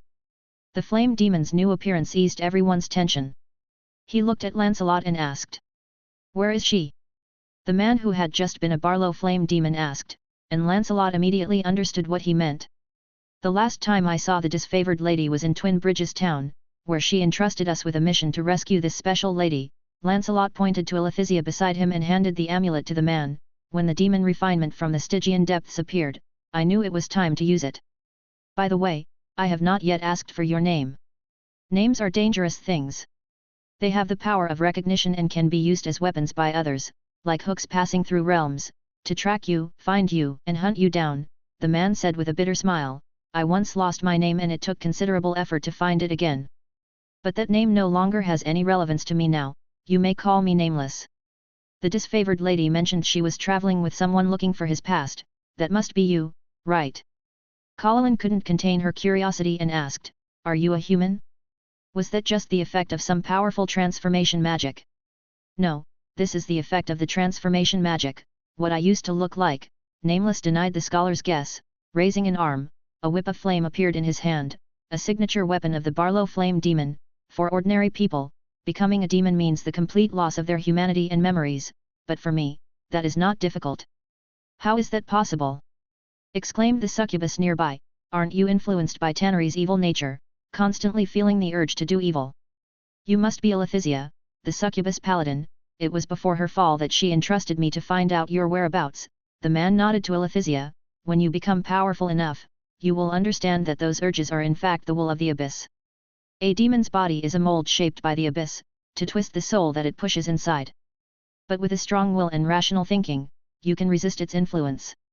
I know it sounds difficult, but you seem to be managing quite well. You refer to the abyssal will as it. Paladin grew excited. Does the abyss really have a personified consciousness? I'm afraid only the old crone King Ye knows that, and it's likely not unrelated to her, said the scarred man, shrugging and turning to Lancelot. What's this about a Bazoo demon? How did demons get involved? It had previously masqueraded as a Typhlan merchant, luring many mercenary groups here. Before we intervened, the escort seemed to have suffered several attacks already. Lancelot looked towards the succubus. Am I right? They had planned to escort me north along the Stygian river, but halfway there, we ran into a Barthez naval force and the serpent demon with 6 arms had no choice but to take a detour. Alethisia glanced nervously at the man with scars. Since then, mercenaries have been attacking non-stop, every few hours. Mercenaries? Yes, Lancelot nodded. It's said that sacrificing her can bring tremendous power, and many demon lords have offered large bounties for Alethisia. A public bounty? That's impossible. Which lesser lord would dare to openly oppose Yiltu? Nameless shook his head. Where did you hear this? From the owner of a tavern in Instant Fortress. Lancelot began, then paused, suddenly realizing that probably the tavern, too, was a part of the demon's trickery, as many mercenary groups had been incited by it to attack the escort team transporting Alethisia. Humph, another trick of Bazoo demon. The man, originally a flame demon, shook his head. It's fortunate that the disfavored gave you that amulet, or else this group of schemers would have succeeded again. I can understand why she gave the amulet to you, but it should be returned to her as soon as possible. Take me to her, now. Chapter 177. The disfavored lady is visiting a castle of the demon lord, Lancelot said with some hesitation. I'm not sure if a being as powerful as you would be welcome if you went directly there. What is this demon lord's attitude toward the disfavored? The man asked calmly, looking at the other. Very respectful. Then I should have no problem. I need your promise. Lancelot struggled to overcome the fear in his heart and said firmly, promise that you will not do anything harmful to that demon lord, or to that town. Everyone was astonished by Lancelot's courage, but the nameless man merely narrowed his eyes, looking at the knight before him and his companions, and then a smile appeared on his face. I'm someone who doesn't like trouble unless someone provokes me first, he said with a look that was almost nostalgic as he looked at these comrades who had fought side by side. Shall we get going then? Thank you for your understanding. Lancelot breathed a sigh of relief and took out the amulet bearing the emblem of Twin Bridges town. But then he remembered something and said somewhat awkwardly to the man, wait a moment, just give me a minute. What's up? The scarred man looked at him curiously, the flame demon showing far more patience than ordinary demons would. Collecting the war spoils, Lancelot said with an awkward smile, pulling out the great sword Glacier. He swiftly pried the cage from the wagon, and using the dimensional scaling ability of the dimensional bag, he stowed the entire metal cage inside. These are all made of mithril, the dwarf explained, great crafting material. Do you need a new weapon or armor? I once had a companion like that too.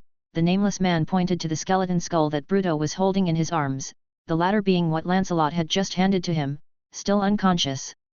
They are much more tenacious than they appear, not so easy to die.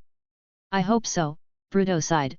This fellow just went crazy all of a sudden, charging at that abyssal demon refiner as if it saw an old enemy. By now, Lancelot had packed away the cage made of mithril. As for the weapons that the mercenaries had been carrying, they decayed rapidly with the death of the demon, no longer holding any value for collection. He didn't plan on searching through each corpse for their wallets either. Who knows what other trouble might come if they stayed any longer. Everyone grab onto me, he said, holding the amulet Tajana had given him, then everyone extended their hands to grab his arm or belt. The nameless man also reached out his hand, merely resting it on his shoulder. Although there was no discomfort, Lancelot still felt the heat within the other, like a volcano. "Well, my true form is a Barlow flame demon after all," the scarred man said with a light smile as if he read Lancelot's mind. Lancelot focused his mind, and in an almost inaudible voice, he whispered the name of the succubus lord to the emblem of Twin Bridges town. "Tajana, Tajana, Tajana." The magic held within the emblem was triggered by his whisper. In an instant, Lancelot felt weightless as the surrounding scenes dissolved into countless points of light and then reformed into a new landscape, the sensation of weight returning to his body. He found himself standing in the throne hall within Tigana's castle, where the succubus lord and her 6-armed serpent demon generals were still studying the surrounding situation on the sand table. Lancelot glanced at it and saw only a few minor changes. "Ah, Lancelot, you..." Tajana had sensed the fluctuation of teleportation magic in advance, but her expression suddenly changed, focusing intently on the nameless man standing aside, and she asked in a cold tone, "Who are you? What are you doing here?" "You can call me Nameless," the man riddled with scars said with interest, looking at the succubus lord before him without any concern for the hostility she exhibited. "I heard about you from the disgraced one, I am here to find her." "Nameless." Tajana looked even more surprised, but another equally surprised voice rang out from the side. "General." Lancelot turned his head to see that it was Yaduz who had spoken. The usually silent and reticent ram-headed demon seemed to recognize Nameless, his face full of reverent awe. "I remember you, Yaduz," Nameless smiled. "I am pleased to find that you are still alive." Yaduz suddenly straightened his usually hunched back, his right fist striking his left chest heavily, which Lancelot guessed was some special form of salute. "Yaduz, is this the general you've always talked about?" Tajana asked the ram-headed demon, who, clearly trying to suppress his excitement, nodded. Her gaze swept over the scars on Nameless' body, and she began hesitantly, "I've also heard your name mentioned by the disgraced lady, but weren't you?" "A lot has happened." Nameless offered no further explanation, and Tajana did not seem intent on questioning further. Instead, she turned to another unfamiliar face and asked. "So you are the target of our rescue mission then?" Although Elithisia was a holy warrior, most of her life had been spent as a demon, so she did not show much hostility. Instead, she had been curiously observing Tajana. "That would be me," she nodded with neither humility nor arrogance. "I have long heard of your fame, the pearl of the Stygian riverbank, the great Lady Tigana. All parts of you appear intact, it seems my mercenaries have completed their commission well," Tajana said to the holy warrior without particular warmth. "Come with me, the disgraced one anxiously awaits you. Lancelot, you and the others head back first, I will come find you later." "As you command, my lady," Lancelot bowed to Tajana, pretending not to see the joking faces his companions were making. The succubus lord gave him a deep look, the smile on her lips betraying her feelings upon seeing the human knight. After giving a few instructions to her generals, she led Nameless and Elithisia down a corridor behind the throne hall. Moments later, Lancelot and his party also returned to their home at Hagrid Manor. Surprisingly, although it was still early evening, little Isabella was already doing chores. "Ah! Brother Lancelot, are you back?" The vampire looked very weak but sounded exceptionally happy. Hey? What did you just call me?" Isabella's face turned a deep shade of red as she stammered. Sorry, sir, I mean, That's just not fair," Bruto grumbled. "You used to call me uncle all the time." "Who told you to grow such a big beard?" said Lancelot with a chuckle. "But the sun hasn't set yet, why have you come out now?" "Sir Zalovich said I must learn to adapt to sunlight." Isabella's voice became even softer. If I want to go on adventures with Brother Lancelot." Chapter 178. You want to join us on an adventure?" Lancelot was taken aback upon hearing this. Although the little vampire had always been receiving combat training, he had only hoped that she would not be instantly killed within the vicinity of Twin Bridges town and had never actually considered letting little Isha join them on an adventure. "I have been training very hard," the vampire girl said with a firm gaze toward Lancelot. "I've learned how to move silently, and how to climb nearly vertical walls. I've also learned how to keep my hands steady, whether I'm holding a weapon or disabling some mechanism. Moreover, Sir Zalovich has taught me a lot about the traits and weaknesses of abyss creatures and what to pay attention to when exploring various ruins."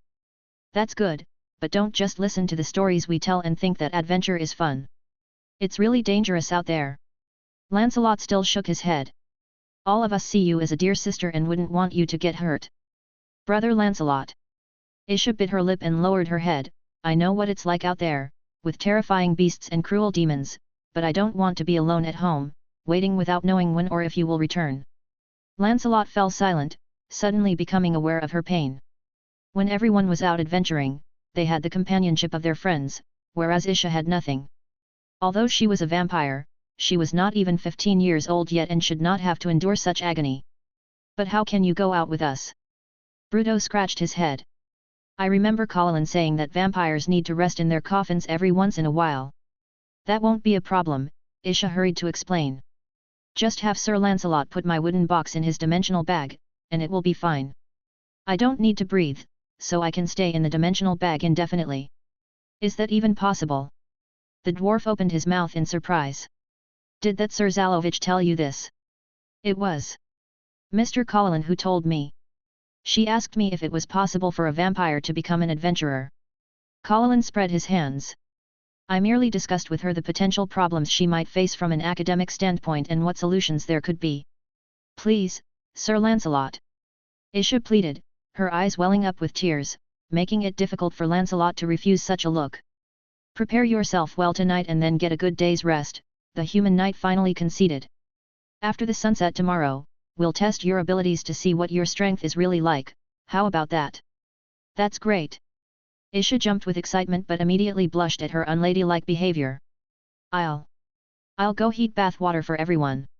She's such a lively child, she reminds me of my younger days, Bruto said in an old-fashioned tone, completely overlooking the fact that by dwarf standards, he had only just come of age himself.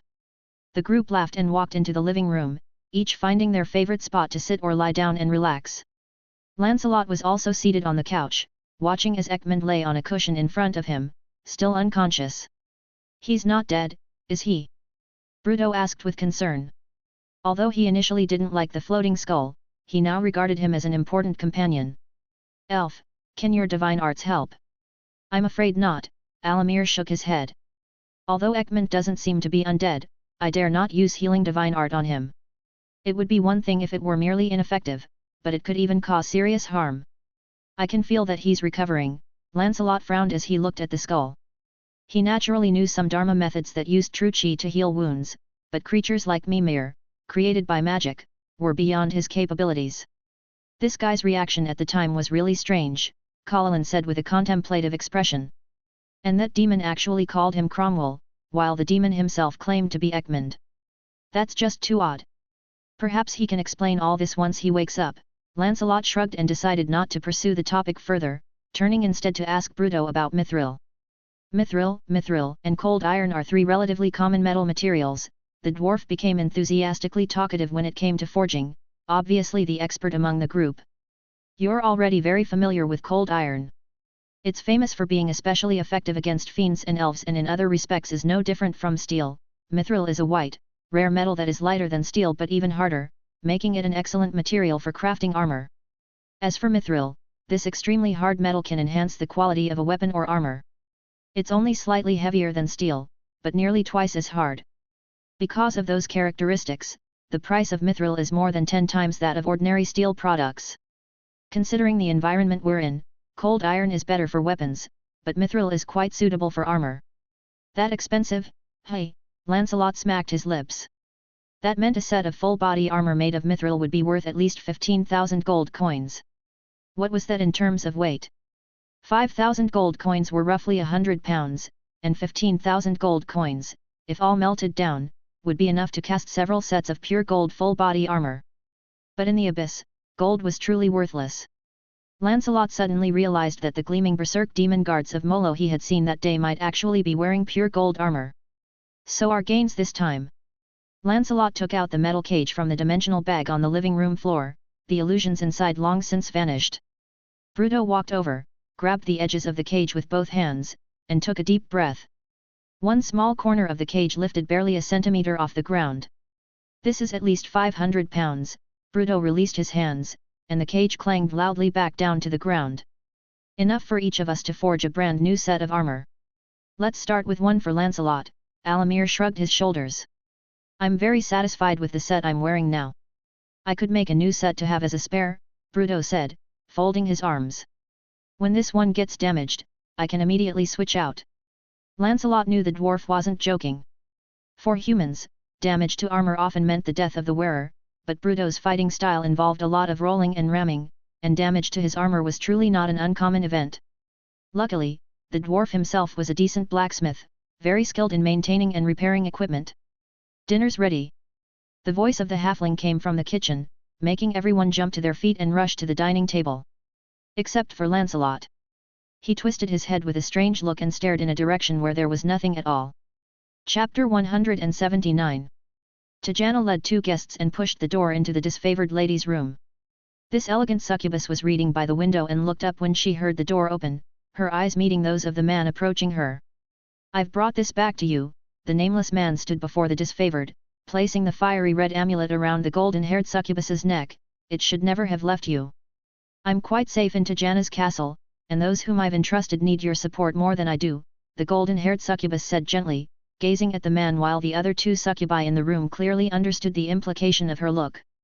The man naturally bowed his head and kissed her red lips lightly, without any regard for others around. Tajana had to clear her throat to make her presence known. Ah, my apologies. The disfavored slapped the nameless man on the chest, pushing him back, and he conveniently fell onto the bed nearby. I've brought the person you asked for. Tajana tried to pretend she hadn't seen anything, but her tone was quite cheerful. You should take her and leave soon. You know very well this is no place for a paladin to linger. Greetings, respected disfavored lady, Ilithisia bowed. I've heard so much about you, and never imagined we'd meet under these circumstances. I am deeply grateful for your assistance, it is a huge favor. We're all on similar paths, it's only right to help one another, the disfavored said with a gentle smile, which soon turned serious. You are aware of your current situation, aren't you? Yes, the expression of the succubus paladin immediately became somber. I don't know what to do next. Over the past couple of days, Tajana and I have discussed your situation. The disfavored glanced at the succubus lord beside her. She mentioned a place, Androlina. We both agree that it might be the most suitable place for you. Upon hearing that name, a look of bewilderment crossed Ilithisia's face, but a spark of hope soon gleamed in her eyes. Going to the Mother of Demons territory will be a hard and dangerous journey, but there is no better place for you to spend the next 99 years. Think it over, the disfavored smiled again, but make your decision quickly. Every day you stay here heightens the risk of being discovered. No need to think further, that's where I'll go. Ilithisia seemed resolved. I'll write to Eldon immediately and then depart. Don't be in such a rush, you still have time to regain your strength and prepare for this journey. Tajana turned toward the door. Come with me, I think the disfavored lady needs some privacy now. The other two succubi blushed slightly at her candid words, and the paladin quickly bowed and followed Tajana, who had already stepped outside. She's expressing her displeasure with your earlier actions. The disfavored tilted her head toward the scar-covered man, whose gaze seemed to be admiring the most beautiful thing in the world. Under the gaze of the golden-haired succubus, the nameless man's lips curled into a shallow smile. He raised his arm and gestured, and a ghostly hand shimmering with silver light appeared out of nowhere and gently closed the open door. So, where have you been since we last parted? Ilithisia walked quietly behind Tajana, navigating through the massive castle. Occasionally, she encountered other succubi who lived in the castle. They all looked up to Tajana with great respect, and clearly, their attitude was not out of fear. She surmised what she saw around her, filled with curiosity. Half of it was curiosity about where the other party was taking her, and the other half about the person herself. The answer was soon revealed. As the succubus lord pushed open a thick door, Ilithisia found themselves at the top of the castle, faced with an empty stretch of city wall. It was evening on the plains of the abyss, with the blood-red sunset on the verge of sinking below the horizon, struggling to cast its last rays, turning the sky, the land, and the town below all into a shade of red. It's beautiful, isn't it? Tajana's voice came from ahead, and when Ilithisia turned, she saw the succubus lord intently enjoying the splendid scene, looking very relaxed. Indeed. Ilithisia admitted, I had never paid attention to this side of the abyss before. Tajana didn't speak again, and the succubus paladin thus quietly stood aside, gazing down at the legendary town from up high.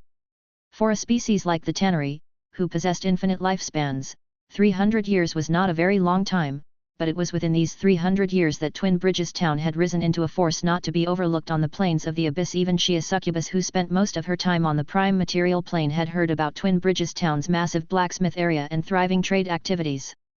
And its lord, known simultaneously for prowess in battle and beauty. Succubi were not usually built for the battlefield. Most often, they would rely on their beauty to solve problems, which was a rarer and more effective ability. What was more difficult to overcome was the psychological gap. When Ilithisia decided not to rely on her charm abilities and began to accept the training of a holy warrior, she had never felt so weak. Thus, when she first heard about Tajana's exploits, she had thought it was just a well-disguised succubus after all. But when she actually met the succubus lord, she realized that all the rumors about Tajana had not been exaggerated in the slightest. What does it truly feel like to fall in love with someone? The quiet master suddenly spoke softly, her gaze still resting on the sunset, as if merely talking to herself. It's pretty confusing at first. Ilithisia laughed. You find yourself constantly thinking about him, seizing any opportunity to meet him, and when you're together, just ordinary conversation can make you happy. You want to possess him, monopolize him, but you do not want to use your charm to twist his thoughts. You like his current appearance and personality, no longer wishing to see him corrupt or fall. The succubus paladin watched the sunset sinking into the earth, her eyes sparkling with bright light. But what really alarms you is that you find yourself hoping that he is happy. After saying these words, she turned her head to look at Tajana, only to find her still gazing confusedly into the void, apparently not listening to her at all. So, Ilithisia fell silent again, feeling the hot breeze of the plains of the abyss caressing their huge wings and black hair until the distant red sun completely disappeared below the horizon. It's time to go. The voice of the succubus lord rose again, turning to walk back the way they had come. When Ilithisia realized and quickly followed, all she saw was a calm and proud silhouette. Chapter 180. Tajana had sent the succubus paladin to a room arranged for her in advance, where a dwarven artisan was already waiting to discuss with Ilithisia her preferred armor style and weapon choices. Ilithisia had accepted help from a demon lord with mixed feelings, although it was only a small effort for Tajana. The queen of the succubus then returned to her throne hall. Her serpent demon generals had already left, and only a few deputies remained, monitoring the scenes in the detection crystal. She glanced at the sand table to confirm that there was nothing that needed her immediate attention. Almost subconsciously, Tajana cast teleportation magic. She regretted it the moment the spell was completed, but the magic had already taken effect, and the succubus's figure disappeared from the spot. Good evening, my lady. She was standing again in the dining room of Hagrid Manor, in front of that human knight, wearing the familiar smile. Looking at that smiling face, Tajana felt an inexplicable surge of anger inside her. You find you're often thinking of him, wanting to meet him whenever there's a chance. The words of the paladin rang in her mind once again, being the source of her current irritation. Lancelot was taken aback by the expression of the succubus lord, quickly hid his smile, half opened his mouth and asked. Is something wrong? Is there anything I can do for you? Ah! Sister Tajana! The delighted voice of little Isha came from the kitchen, her hands carrying a plate of fragrant grilled fish. Are you here to join us for dinner? Please, take a seat. Would we have that honor? The deep and gentle voice of Lancelot, combined with the aroma of the food, made Tajana temporarily forget the reason for her anger. When she came to her senses again, she found herself already seated at the head of the dining table, in the chair specially reserved for her. Damn, it was the second time today that she had been lost in thought. What was happening to her? The sound of liquid pouring into a glass brought her attention back to reality. Lancelot was pouring wine courteously, and Lancelot's companions also came over one by one to greet her, leaving her barely recovering from distraction to manage the greetings. When the halfling chef also finally came over to say hello, everyone raised their glasses toward her. To our great lord, Tajana. Tajana. Lancelot clinked his glass against hers, followed by everyone's glasses clinking together. The group laughed and drank the red liquid from their glasses and then launched an assault on the food on the table. Lancelot, brother. Tell me about your adventure this time. Oh. This experience was quite bizarre. There were zombies, ogres, monsters created from necromancy spells, and even barrow flame demons and abyssal lords practicing demon refinement. Lancelot pointed to the dwarf beside him. Uncle Bruto even nearly turned into an ice sculpture. Wow! Isha's eyes almost sparkled with stars. What were you guys doing? This all started when Sister Tajana suddenly called us over that day. Apart from little Isha, there was another faithful listener present, and that was Tajana. The succubus lord pretended to be engrossed in enjoying the food, but her attention was actually all on Lancelot. A demon's physiology allows food to be digested in an instant. Apart from the pleasure of eating, she didn't feel full, so she didn't realize she had eaten about 3 times the amount Bruto would eat, while the dwarf was the next biggest eater after her. Of course, when it wasn't her own cooking, Cola's appetite was no less formidable. It must be said, Lancelot was greatly talented at storytelling. When he got to the part where the one also named Ekmund, Typhon, revealed his true form and battled the summoned Barlow flame demon, even Tajana stopped what she was doing to listen intently to his narrative. Wow, listening to you, it feels even more exciting than seeing it with our own eyes. Bruto smacked his lips. At that time, the movements of that flame demon were too fast, and its body was engulfed in blinding flames. I missed many details. That flame demon, wasn't it? Tajana gave Lancelot a questioning look, and he nodded in confirmation. Wow! Tajana shook her head in amazement. With that guy's strength, becoming an abyssal lord wouldn't be too difficult. Truly worthy of being the ladies' man, haha. Lancelot suddenly found the food on the table less appetizing.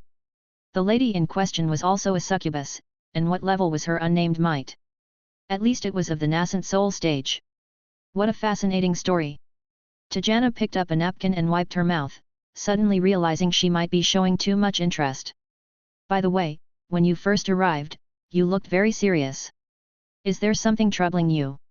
Seeing that Tajana seemed to be in a much better mood, Lancelot cautiously brought up the question. Upon hearing Lancelot's words, the succubus lord set down her cutlery and turned her head to stare directly at Lancelot.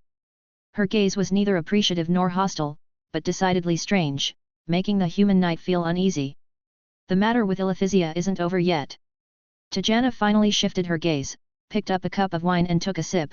You need to send her to the 471st level of the abyss, Androlina, quickly. Ah! Lancelot looked puzzled. Isn't the lady taking her with her? She returned to the abyss in the form of a rebirth. Tajana glanced at the human knight. For the next 99 years, the succubus paladins will be trapped in this plane, unable to leave. Then why not let her stay in Twin Bridges town? Alamir asked somewhat disappointingly, believing that, given enough time, he could make Ilithisia a follower of the fiery lady. Because it's not safe for her here either. Tajana glanced at Paladin. You are a member of the dark cult, explain it to everyone. The plains of the abyss have another name, called Pazunia. The scholar had been in a strange silence since hearing the name Androlina, only coming out of his reverie when Tajana summoned him. Perhaps there is no supreme lord on the ground of this layer, but its skies are ruled by the wind demon king, Pazuzu. We've heard this name mentioned by that demon before, and you've also introduced me to this abyssal lord before. Lancelot curiously looked at the scholar, but isn't he disinterested in the affairs of the ground, hence having no enemies among the abyssal lords? Not entirely without. It's said that Lord Wuan and the Wind Demon King don't get along well. Paladin revealed a nerd-like smile, mostly because of the queen of the succubus, Mikanshut. It's well known that Grazt's pursuit of Mikanshut failed, and the romantic relationship between the Wind Demon King and the queen of the succubus is an open secret. The entire abyss is in the dark about that, but that baboon. Tajana added gloomily.